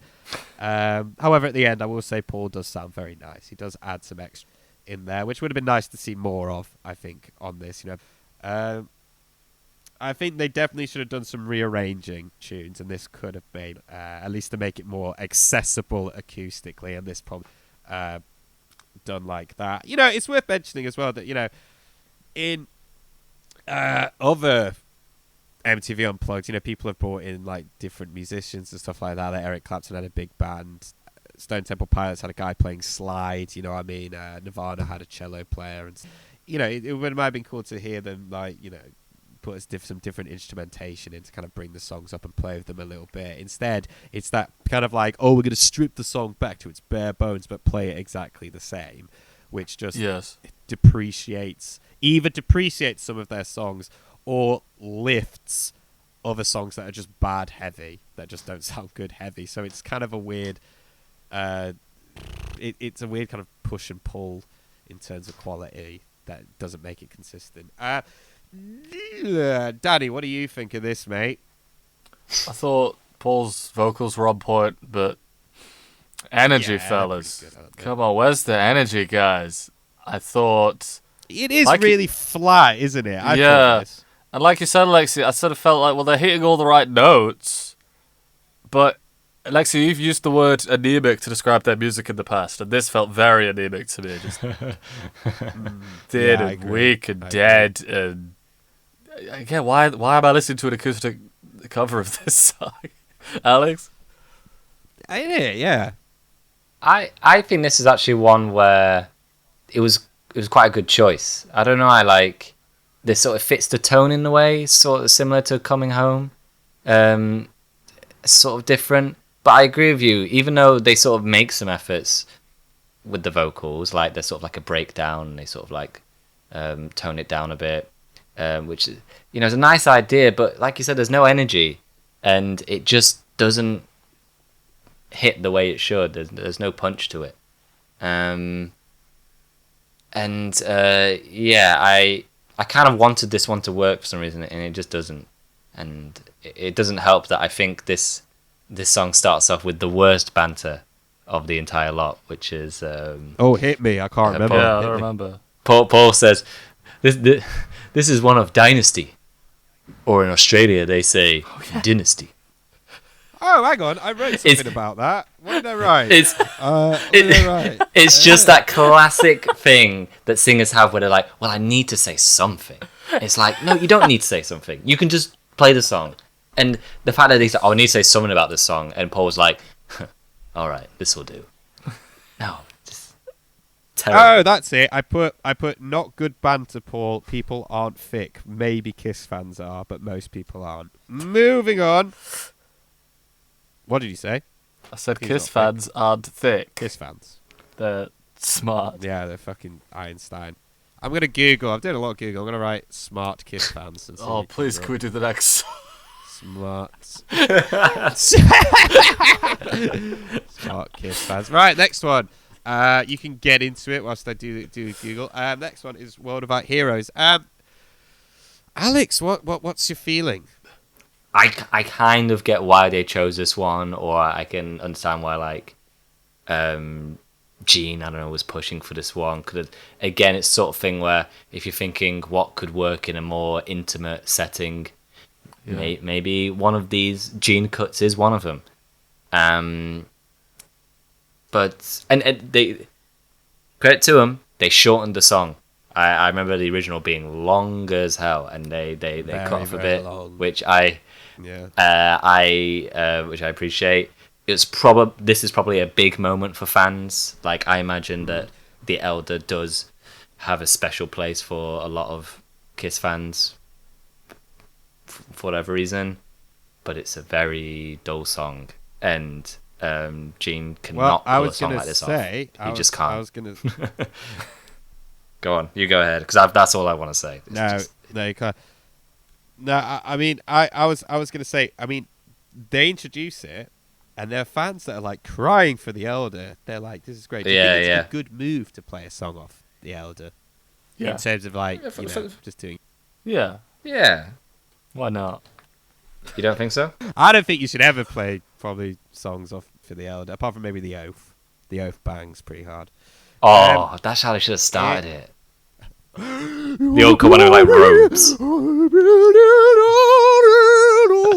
No, they should have opened with Blackwell. I am just a boy.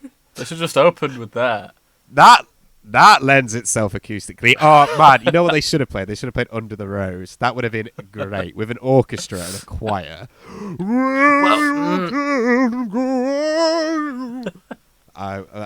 That would have saved this album. This would have we can get onto that later. So I think that it feels for them maybe that I don't know that it feels weird for them because they hate it, don't they? They hate this album, so why play it? They've slagged it off so much. But maybe they might not like the album, but they liked the song. That is definitely possible. I actually think this sounds worse with it being very dry. I mean, the original's got some like effects on it, a lot of reverb. It's quite got a lot of space in it. And I think it sounds a lot worse dry. It sounds a lot more boring. This sounds like a demo version of the one that's on the original. You know, and a demo version as well of a very shitty, pretentious song. Gene looks fucking so bored. Like, you know, like the production on Going Blind was terrible. So by virtue of it being acoustic, it just works better. Also, you know, in general, this song, the production on the original, you know, still isn't great, but it's better than it is on Hotter Than Hell. So it just depreciates by being acoustics. You're taking a lot of the bells and whistles off that, you know, I guess made the. This song again just doesn't really. I don't really feel like lends itself really to acoustic. It just sounds a bit shittier than it does on the. You know, it's the bare. This is the bare bones of a really, really rubbish song, basically, in its presentation.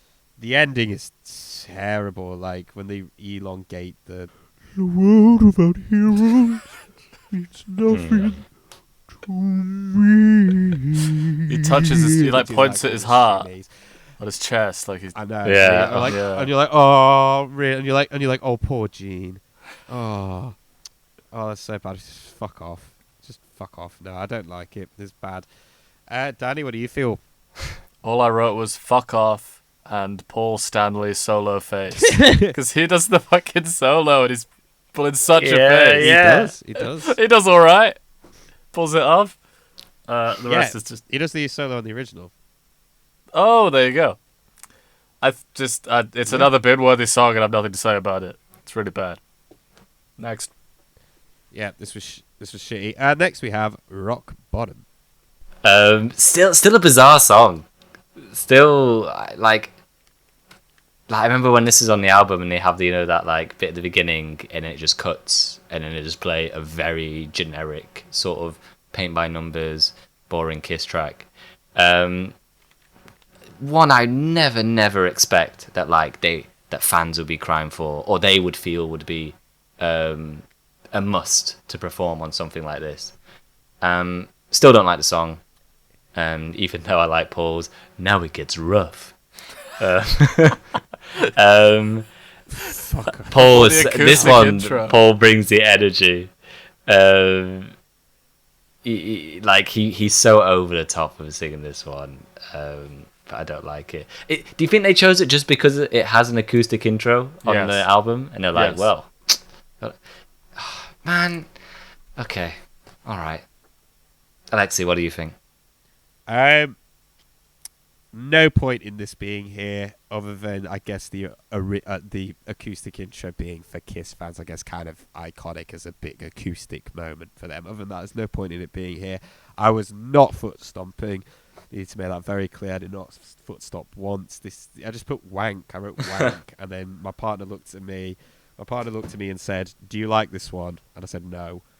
I mean, what can you say? Like, it's a bunch of middle-aged men playing like generic 70s rock. It's just not very good. Like so many other artists, you know, lend themselves better to having an Kiss does, and I think that's why it was so successful with grunge bands, because a lot of them sort of leaned that way. Like Alice in Chains made Jar of Flies, the EP, and Nirvana songs are just kind of built like that. This is rubbish. It's not good. Nothing in it. Danny, what do you think, mate? Yeah, just what you guys said. I put initially, well, the intro makes it an obvious choice, but I know what's coming because I know the song. And the only other thing I wrote is that the solo just sounds thin on an acoustic, but I kind of got annoyed that I was even writing that down because it's becoming so obvious now. Like, obviously this song is not going to sound fucking good on an acoustic guitar. Of course the solo is going to sound weak. No. This is not the style of music that it is. It's just the intro. It's a nice intro. I like that bit. But the rest of the song is rubbish. It was rubbish on the album, but it's rubbish now. I don't even like the intro that much. It goes on for fucking ages. It's They not even did an make it intro, it's shorter in half the this song, one. and it just So I guess it's... cycles That's round better. and round and round and round. Yeah, no, I don't like it. The next one is See You Tonight. I don't really want to talk about this. It's just pointless on every level. It's pointless. Like, how are they picking these fucking songs? Do you know how are they picking this song? Where was that? I would have loved to have. I might have liked to have heard an acoustic version of A Million to One, or Reason to Live, or again, even maybe some parts of Paul's album. Like Tonight You Belong to Me or something like that, because that's got quite a nice acoustic beat. Why is this on here? It's just a terrible Beatles ripoff. No one wanted this. Nobody wanted this. I don't care if the crowd go woo, because they'll fucking cheer anything, right? No one wanted this on here. No one likes this. No one knows that this exists other than us three and Gene. Like, I get it. I forgot it. I was like, which one's this? Yeah, I know. Like, I get that it's deep cuts, but you could have done much better because it's a shitty song in its inception. Who wants to be lonely isn't a shit and would have been much better acoustically just due to the fact that, that even through an acoustic lens and even though a song like that doesn't lend itself to being acoustic, it's still a better song than this. It's got a better hook than this. So even maybe it doesn't lend itself to a song in its presentation, it's still got a better hook that you can to, and that's just the bottom line. It's in many ways, it's very faithful to the original. In many ways, probably more than I think any other song on here. I could be wrong. Maybe I need to re-listen to it. But it's very faithful to original, which I guess is its only redeeming quality because it's acoustic. But again, where there's no acoustic God Gave Rock and Roll to You? It's bollocks. Don't know why this is on here. No one wanted this to be on there. I can't believe that this was on it, but then their version of Hard Luck Woman was not. It's baffling to me. Alex, what do you think? I agree with you, man. I just wrote, really? And I also wrote something about, like, are we really that out of touch with what KISS fans think? And, like, is this really what is wanted or is seen as, again, must play? Just similar to, like, the last track. It just seemed like such a bizarre choice. And it still doesn't sound very good. And it's a downer of a song. It's so twee and dainty. Even though I'll cry and cry. It's like, who's the You're the fucking demon, man. You know what I mean? It's just so twee and dainty. Like, it's such a just pussyfoots around. Anyway, Danny, what do you think? I forgot the song till like ages in. I was like, oh, it's this one. The Beatles, one of the Beatles wannabe ones. I actually thought, Alexei, that this, to my memory, is a better fit than the album version. It is very similar, but I thought this fits. This is a better execution. I just thought I think I prefer this version, but it's a wank song, and so I don't care.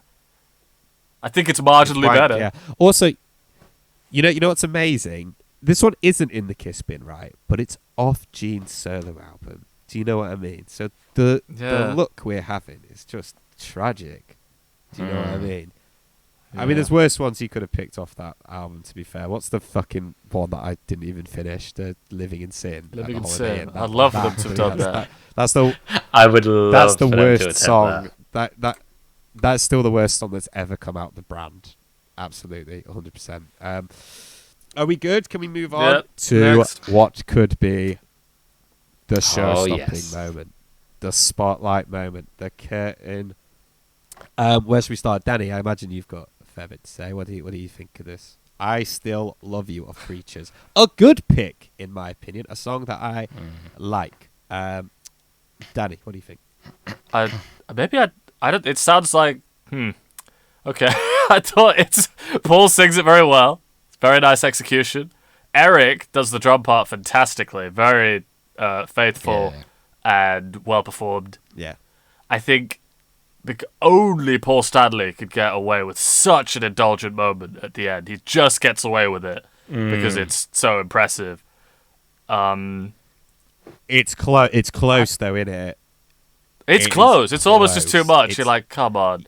But I'm gonna surprise you. I was very much leaning on. I'm like, I think this is too much.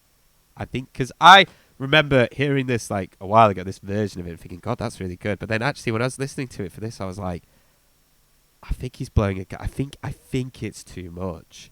It kind of sounds a bit silly. Okay, well then I'm glad you said that. On it. Because what I was about to say is I would rather listen to the original version. And I concluded that. Yeah, this isn't my favorite point on this album or this performance. All my favorite parts come near the end, I'll say. But that's again, it's for the same reason as everyone else that I like those parts.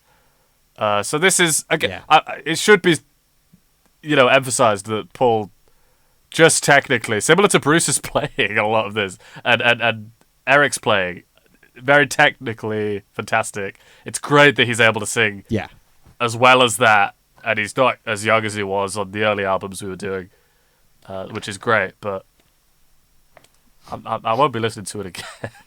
I don't know, Alex. Yeah, I would prefer to listen to the original.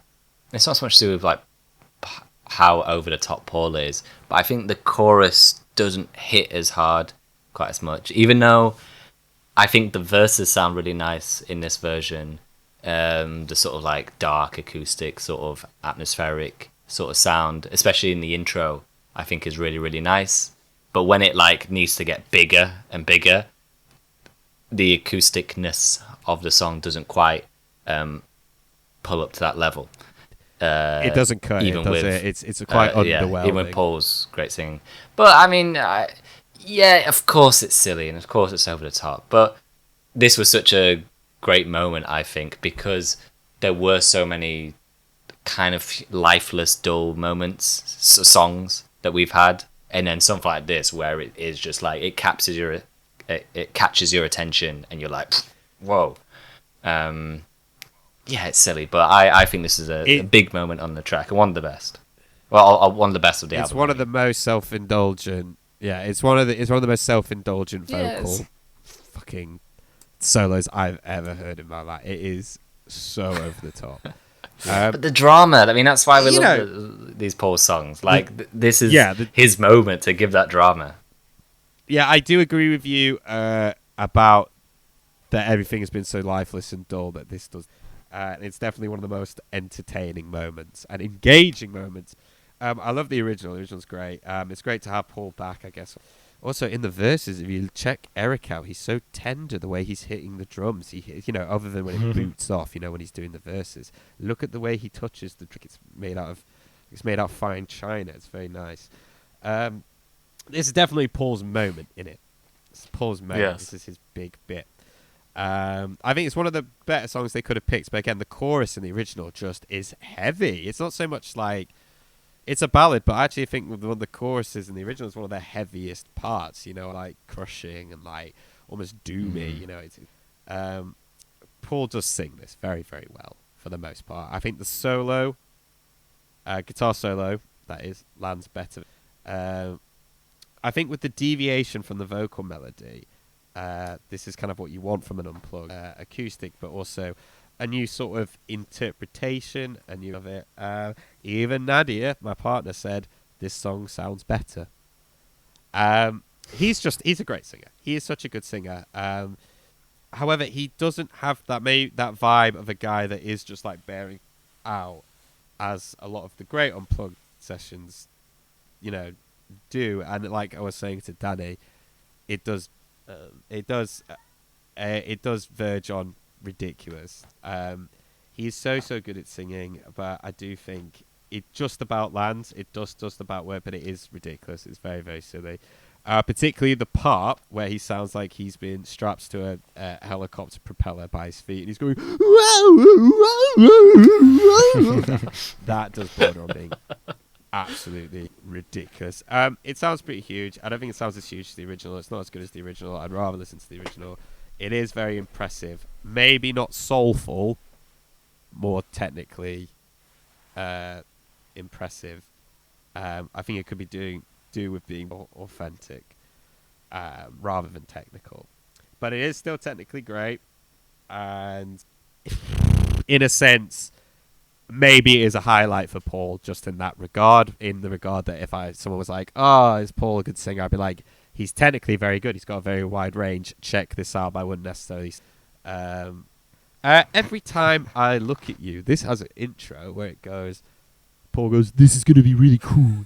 I promise you."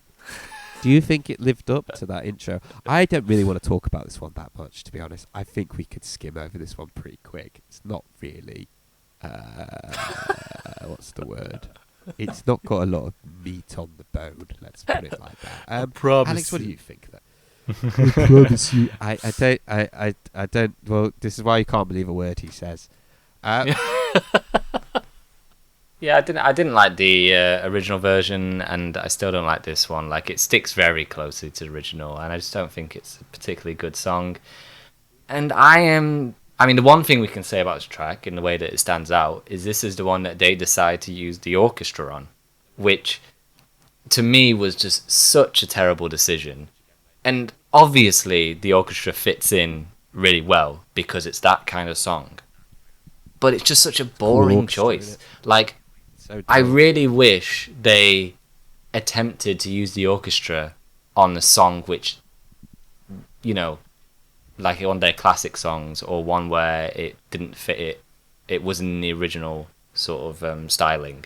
Even though I probably would have shouted it then, like, if they tried this on freaking Going Blind or A World Without Heroes, it would have been like, oh, you know, they're really trying to do something more with this. That would have been the most pompous thing in the world, though. It would have been if they brought out an orchestra of A World Without Heroes.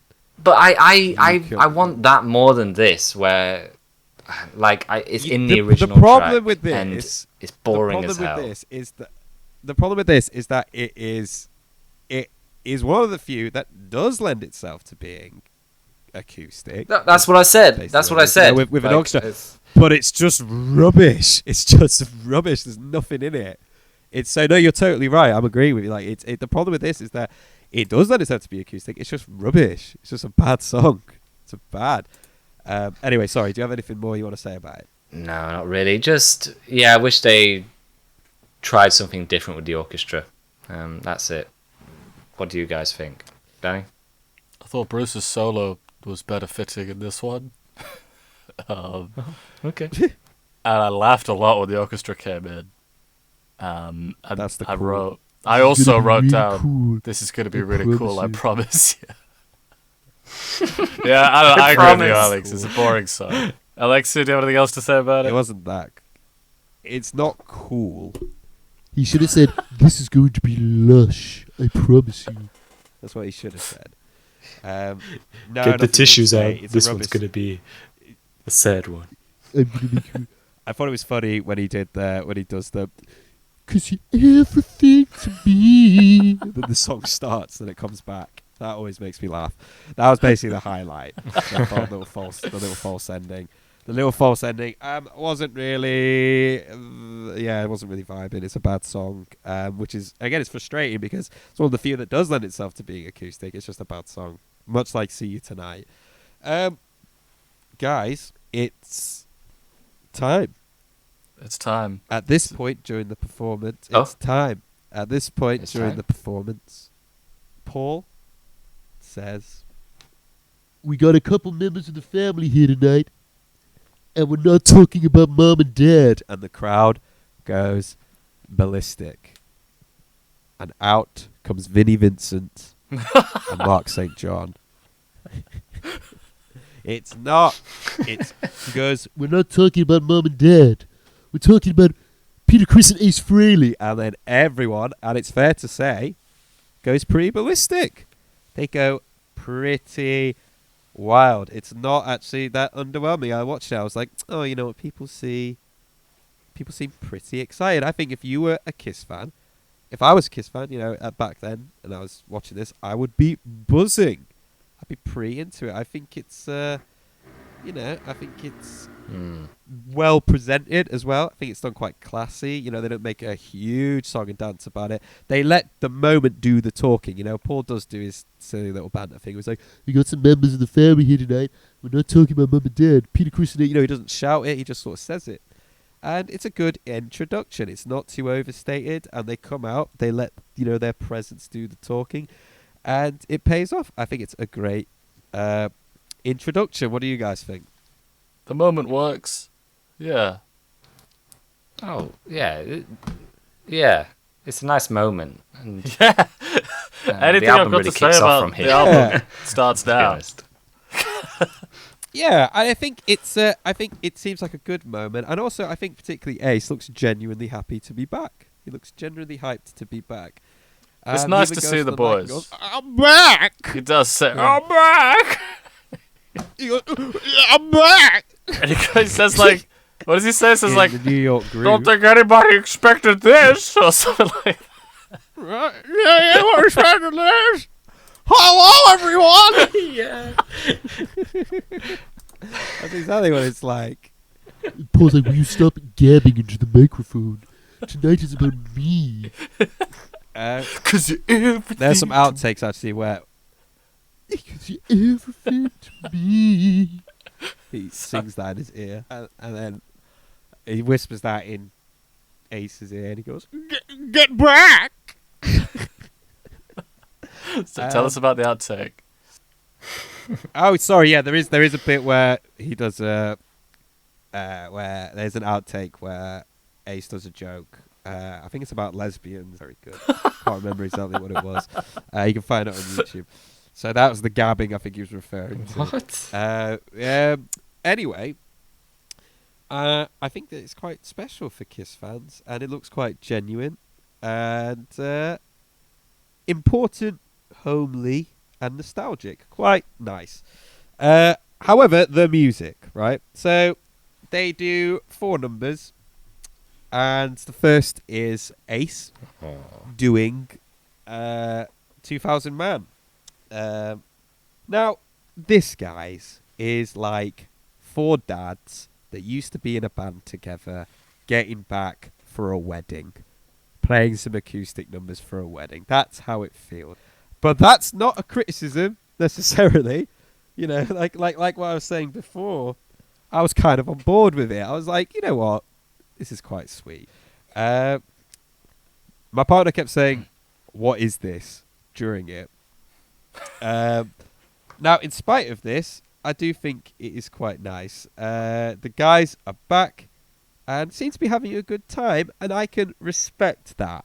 Do you know what I mean? I can respect that. There's some sort of kind of homely, nice. You know, I felt good for them. You know what I mean? I felt good for them. Daddy, what do you think then?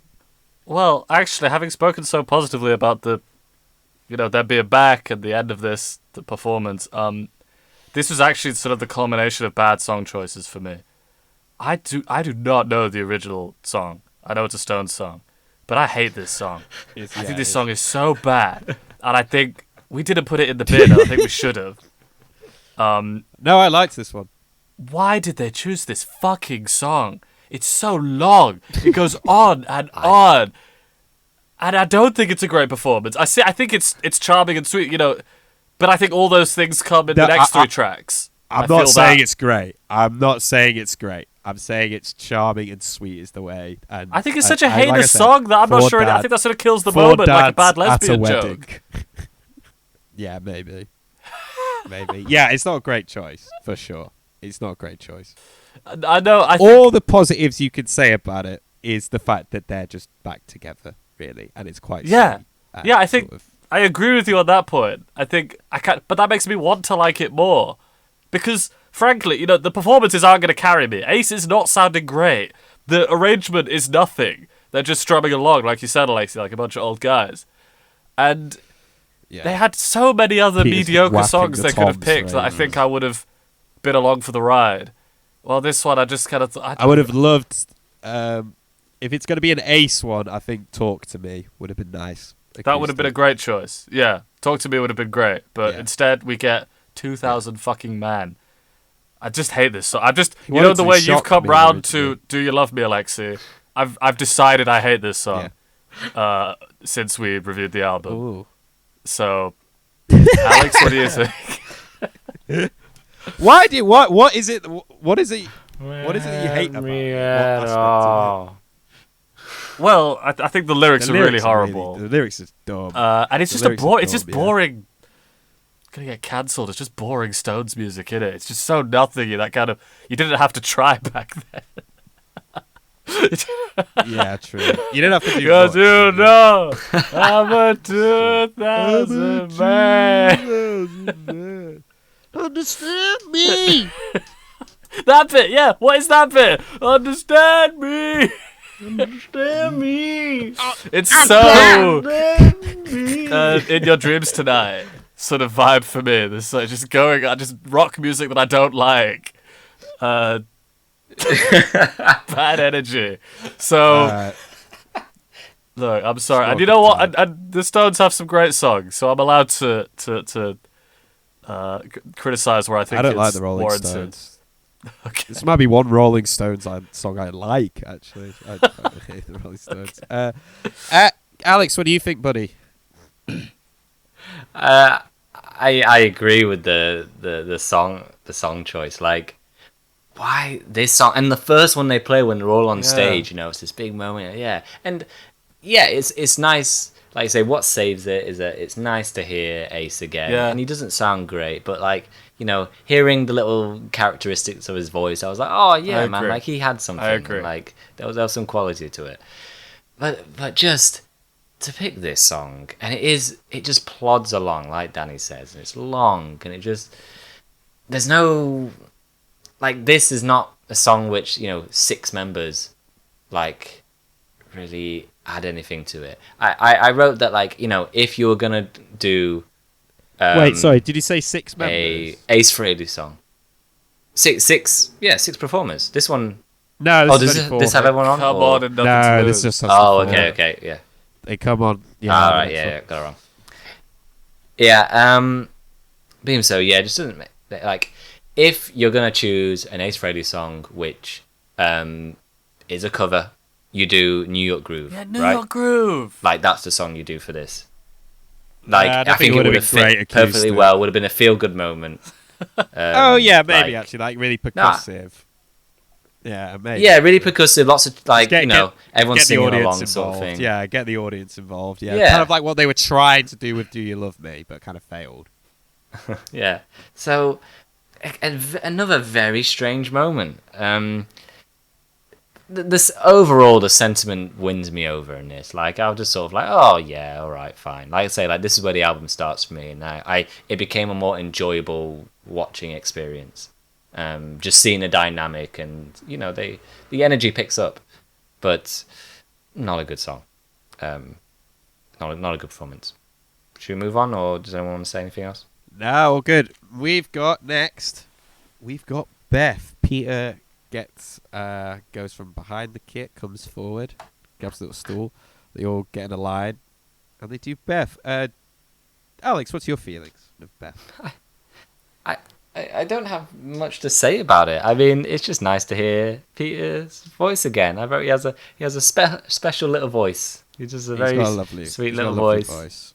And yeah, again, this is that sentimental sort of rush.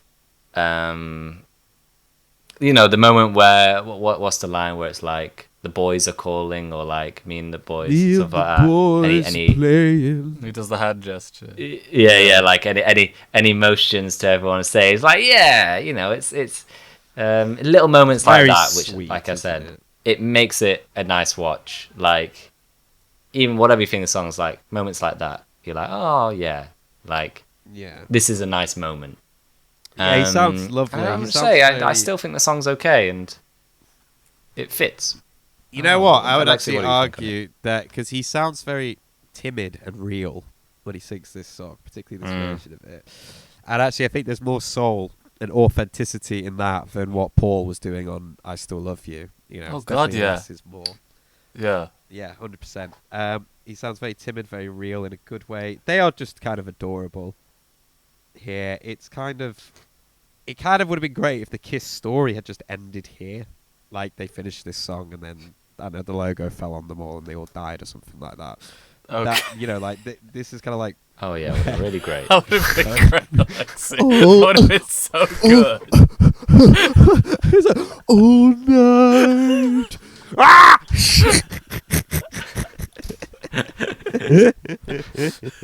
That would have been great. A letter for each member.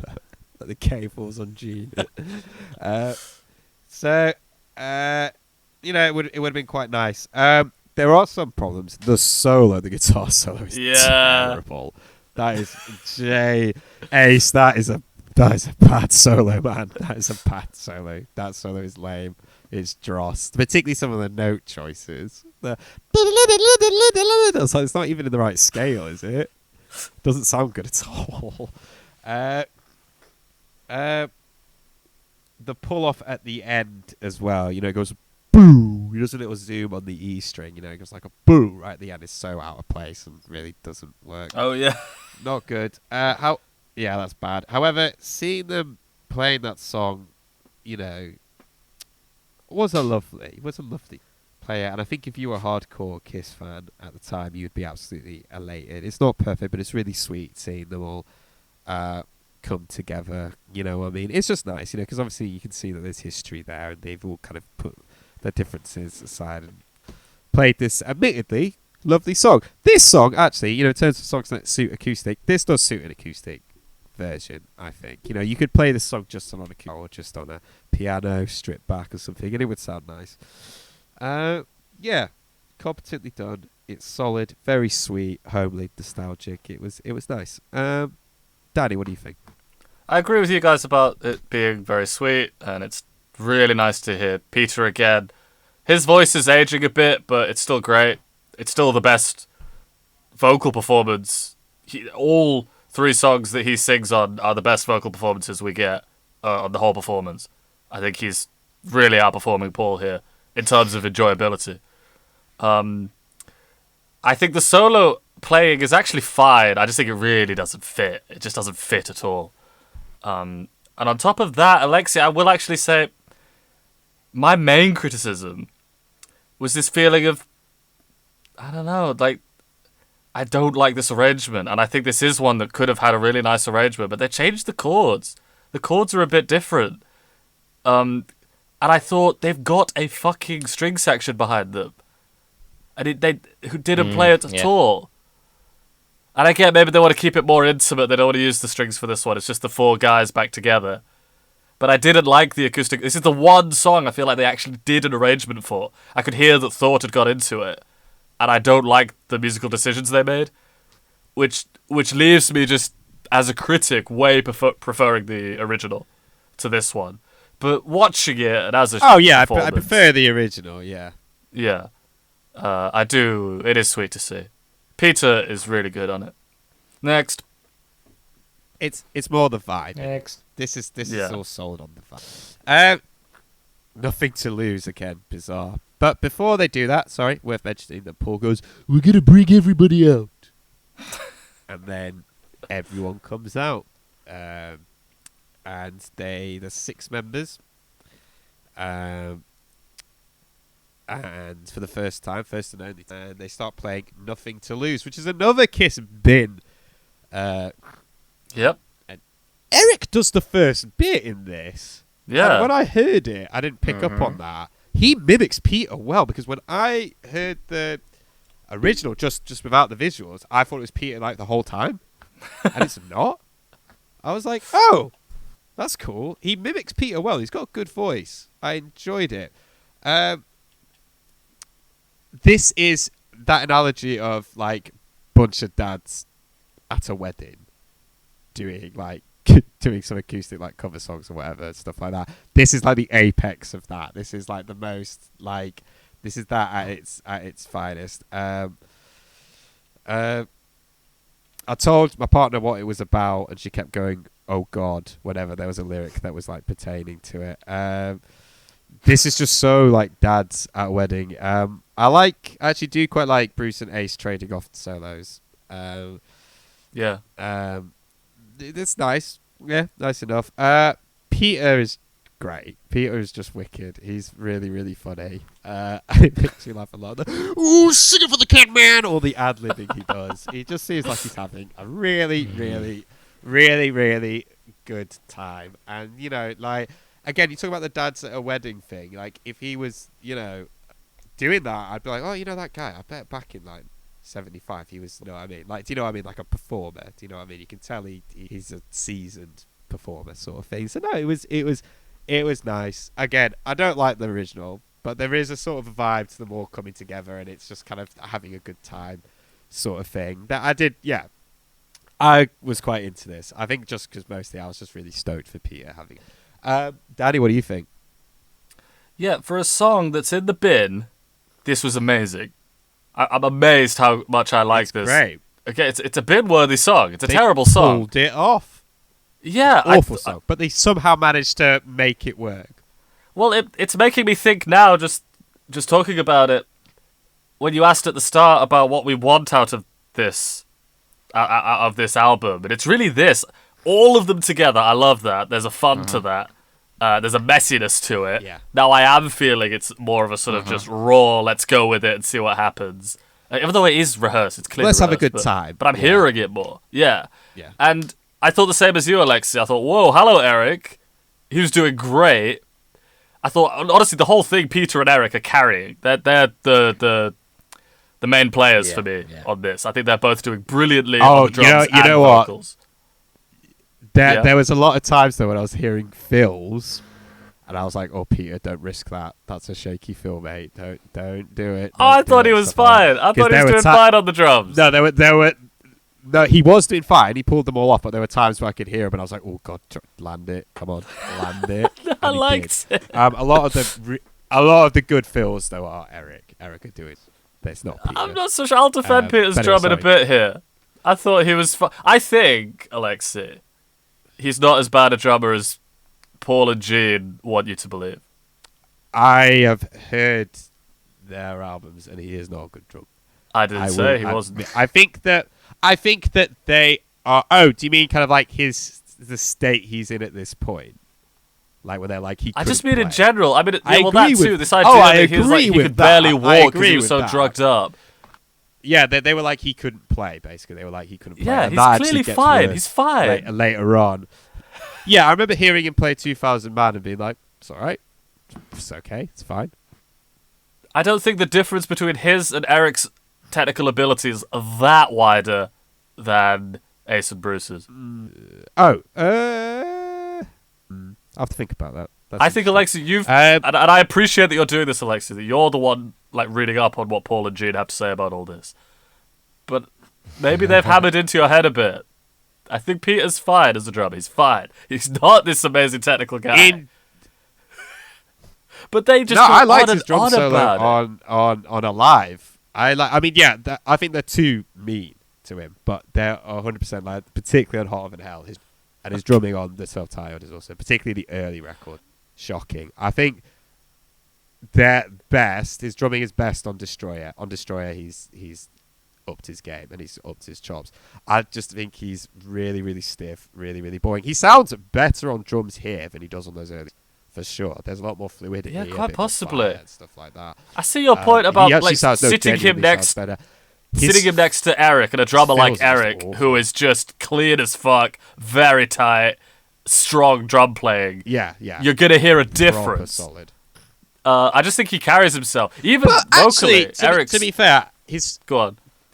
no. I was gonna say like this song doesn't really lend itself to like flashy drumming anyway.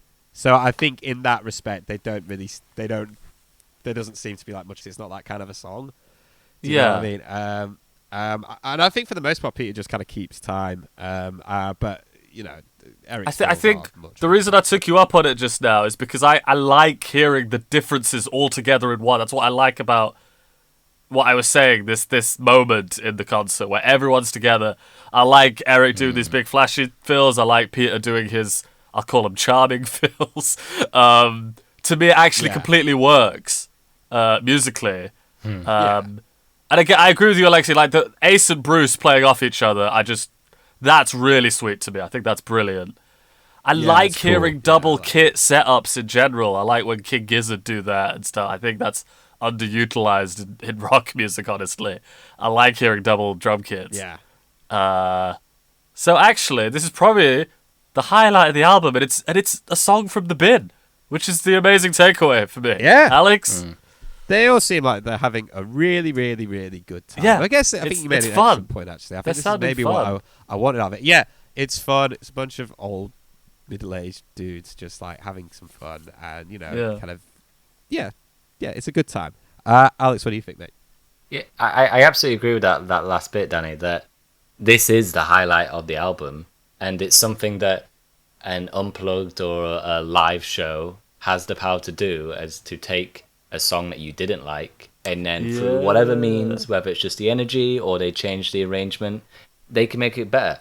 It's still like, you know, if you really break it down, it's still not a great song or anything, but you can see they're having fun, and the change in arrangement and setup just makes it so much more interesting, and the messy feel of it. And I mean, like you spoke a lot about the drummers. Both of them really step it up in this one, and Peter Criss is just taking the spotlight, and just he elevates it so much through he's having such a good time. And Yeah. No, this is. I just wish there was more of this on the album. I wish we got a few more tracks of this. It doesn't have to be all 6 of them, but just, I don't know, I wish they'd had a bit more fun with it, and not so serious. So really, this was actually really fun to watch. Like, as I said, this last stretch, and just seeing like how they interact with each other, and, you know, seeing Peter and Eric like look each other while playing on the drums, and sort of like bring each other in. That's just always a fun thing to see. I just wish we got more of this, because this was really cool. Yeah, good stuff. And closer, got a big closer. Rock and roll all night. You know what's messed up about this, right? Doesn't work as well as Nothing to Lose. Don't know why. Can't put my finger on Not why. quite, but I think maybe largely more of the same. I think, yeah. But I agree. It's the same vibe. But it doesn't work as well as Nothing to Lose. And this is a better song, and should on paper work better. But I think maybe it's just because Peter's just having such a great time on Nothing to Lose. This is great for the fans. I will appreciate that musically, it's got some sort of faults. Gene just, you know, when you got them all singing together as well, Gene is just so much worse than Ace and Peter at singing. Like, he's so much worse than both of them. I think this must have been like the best thing in the world for fans, and in that way I can appreciate it. I think it's really great that they did that for them, you know, them all singing together, and just having like the best. Like, I can get involved with the hysteria, you know, and that is nice. It's quite lovely in that way. Again, I don't really understand why it doesn't work as well as Nothing to Lose, but it's still a lot of fun. It's still great. A lot of the same feelings that I had towards the, just fun. Loads and loads and loads of fun. Danny, what do you think? All I wrote was, I like Peter's bit, which I stand by. His is he comes across just the because you let me in, drive you crazy. Yeah, he does that. It's brilliant. Like I said, I think it's more of the same. He gets from the Nothing to lyrics Lose. wrong. It is. I agree, Alexei. It's weird. I don't have as much to say about this one. I mean, it's because we've just had a track that was basically the same vibe as this, and just they were doing more. Yeah, I think That's more over the top. I think with this, it's not really much to. I think with this, it's not really much to say, because you're just kind of like, oh, that's obviously a lot of fun. Yeah, and maybe, honestly, I don't think Paul or Gene are on form tonight during this whole performance. And of course, that has different meanings for the two of them, very different meanings. For Gene, that sort of means more of the same. While Paul, that does kind of mean... I have to say I'm disappointed in Paul at the end of this album. I've only just thought that now. I just think he should... I do not, as a fact, just believe that Peter is a better singer than Paul. But on this album, there's no question. There's not a moment that Paul touches Peter on this album. And he gets a lot more time to show off than Peter. So I'm afraid, I think it's to do with the acoustic set. Paul does not lend himself to that. Or his singing style doesn't lend itself, rather. We've said that before. About, you know, I think like Forever, his voice doesn't necessarily work with that bit. He doesn't really work at there's quite a few, you know, the beginning of I Want You, in the morning I raise my head. I think you're right. I don't think his voice sticks at all. But you know who's really doesn't match acoustics is Gene's. Gene's is really, if you think Paul, Well, that's what I mean. It's It's not necessarily that Paul sounds bad with an acoustic backing. It's No. more that his voice just doesn't sit on the. It doesn't. His voice doesn't benefit. It's not at its best with that. No. I want shredding and He's riffing guitars behind and exploding drums behind Paul. I want hugeness. he's best with Well, riffs. He's best with riffs. Yeah. Well, Peter and even Ace, like I said, Ace wasn't exactly sounding great, but like you said, Alexei, or did Alex say? What have you said? Like he's got a lot of charm in his voice. Yeah, he just sounds. It's like very Ace, likable. doesn't he? Just sounds like Yeah. Ace. Yeah, he's just likable. Yeah, so I liked it. Alex, what do you think?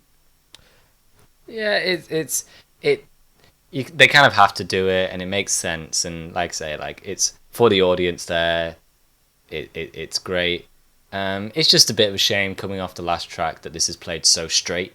Other than the one Peter bit where he sort of has fun with it, everything else is just right down. I guess the it's line, that. which, Yeah. Yeah, it's just fine. And weirdly, even though it should be a big moment, just comes off a bit flat because of that. But I'm not going to complain too much about that. And yeah, what are you guys saying about Gene and Paul? Like Gene, you can see he is a little uncomfortable in that having to sit down the entire time and sort of not ham it up like he usually does. And same for Paul. I mean, he's a guy who from what we've seen, loves to move around the stage and be really goofy and stuff. And he doesn't get to do that here. And what a lot of this comes down to, I'm sort of just starting to go into overall thoughts. What a lot of this comes down to is that they don't have great songs, and an environment like this, it mainly showcases the songs and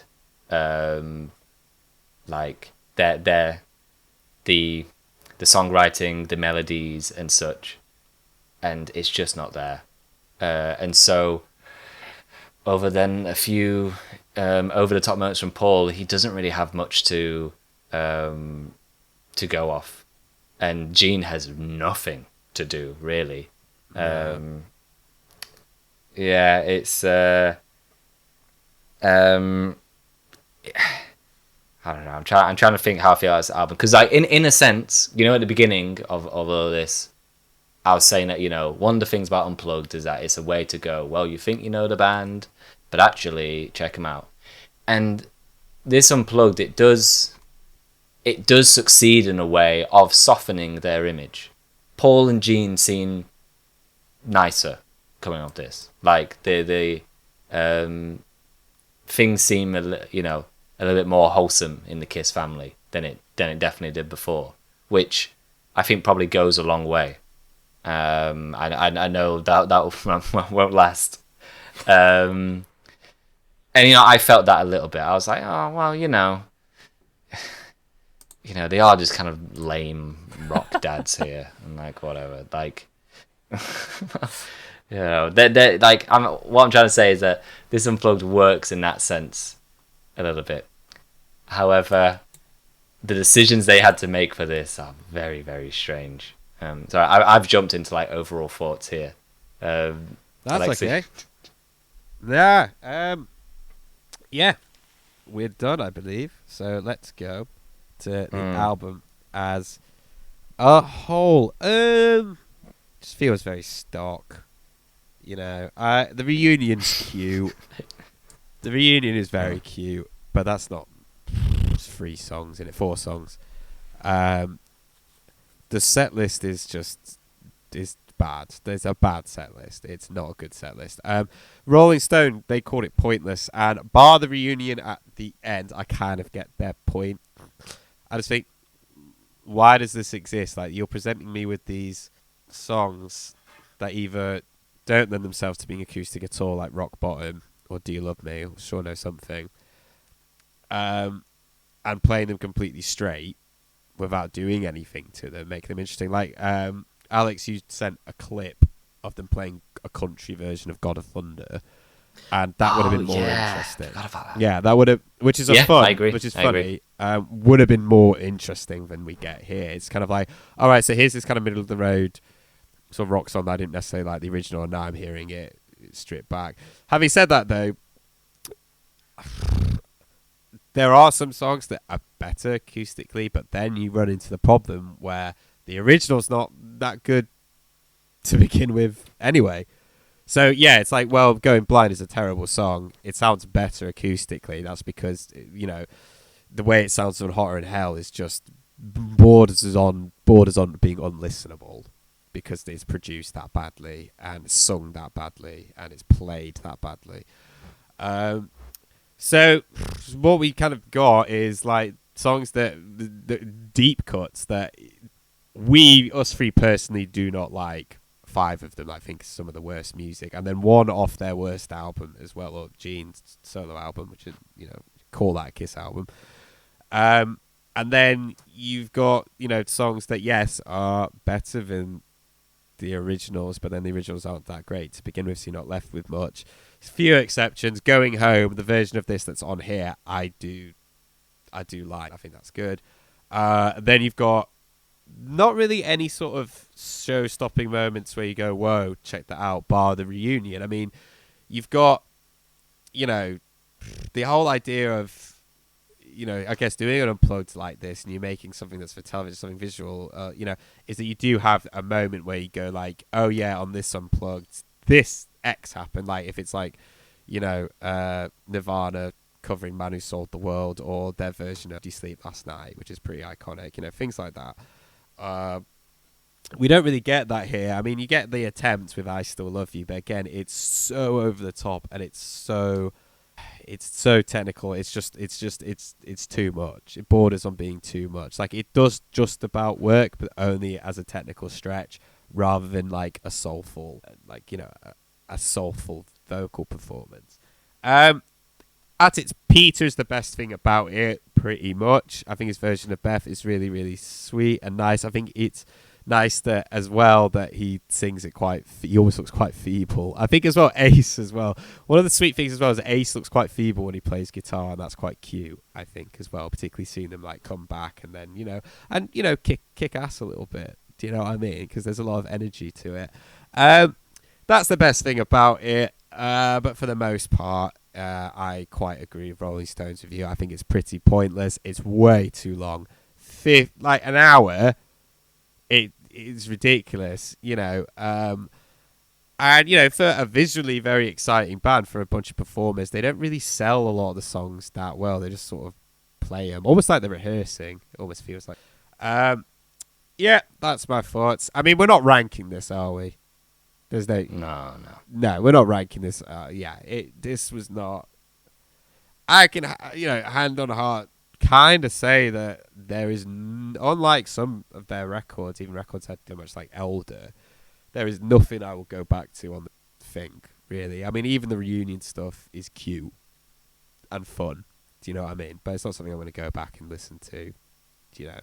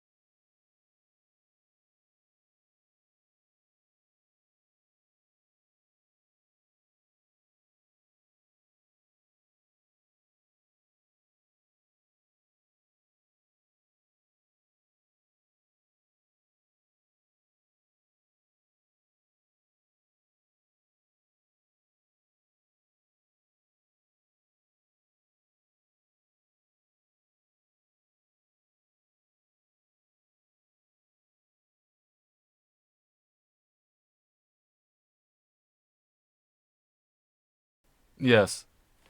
I agree with a lot of what you're saying.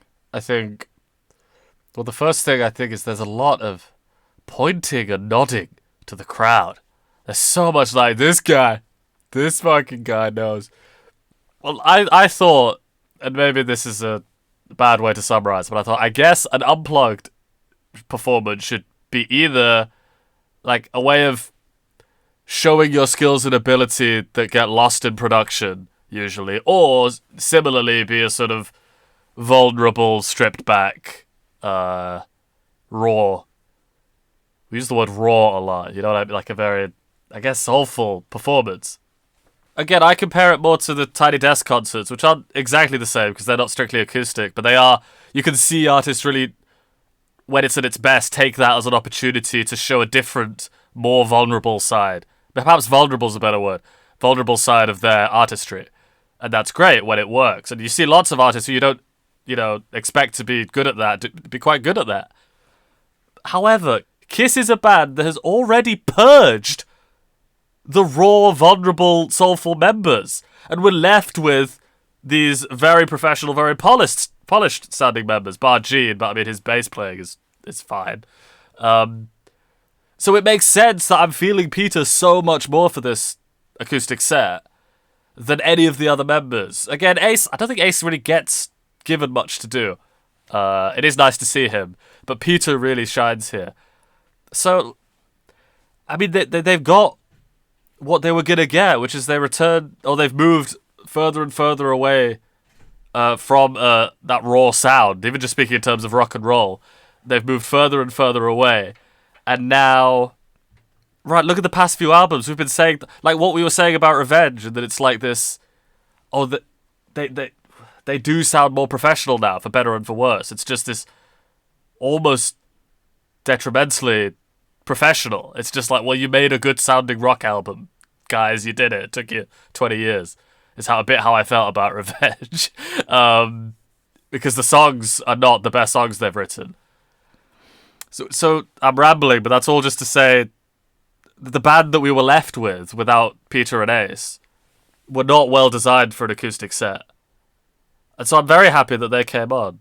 And Eric was great too. What a fucking pointless All endeavour right. that was. Absolutely fucking pointless. Listening to that. Yeah, I was going to say. Bloody hell.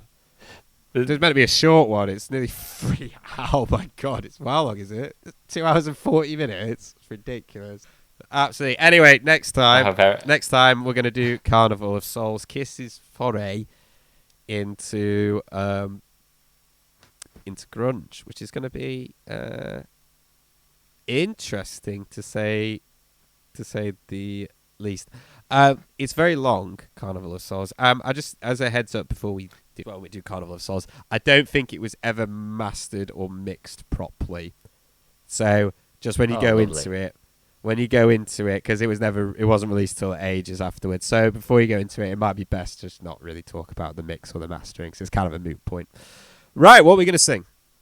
I think we do the ending of "I Still Love You." You know, on pause going.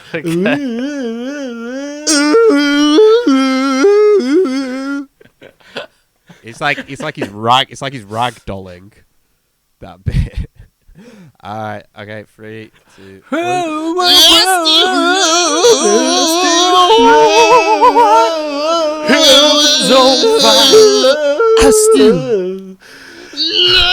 I still love you, baby. You everything Everything to me. did it at the same time.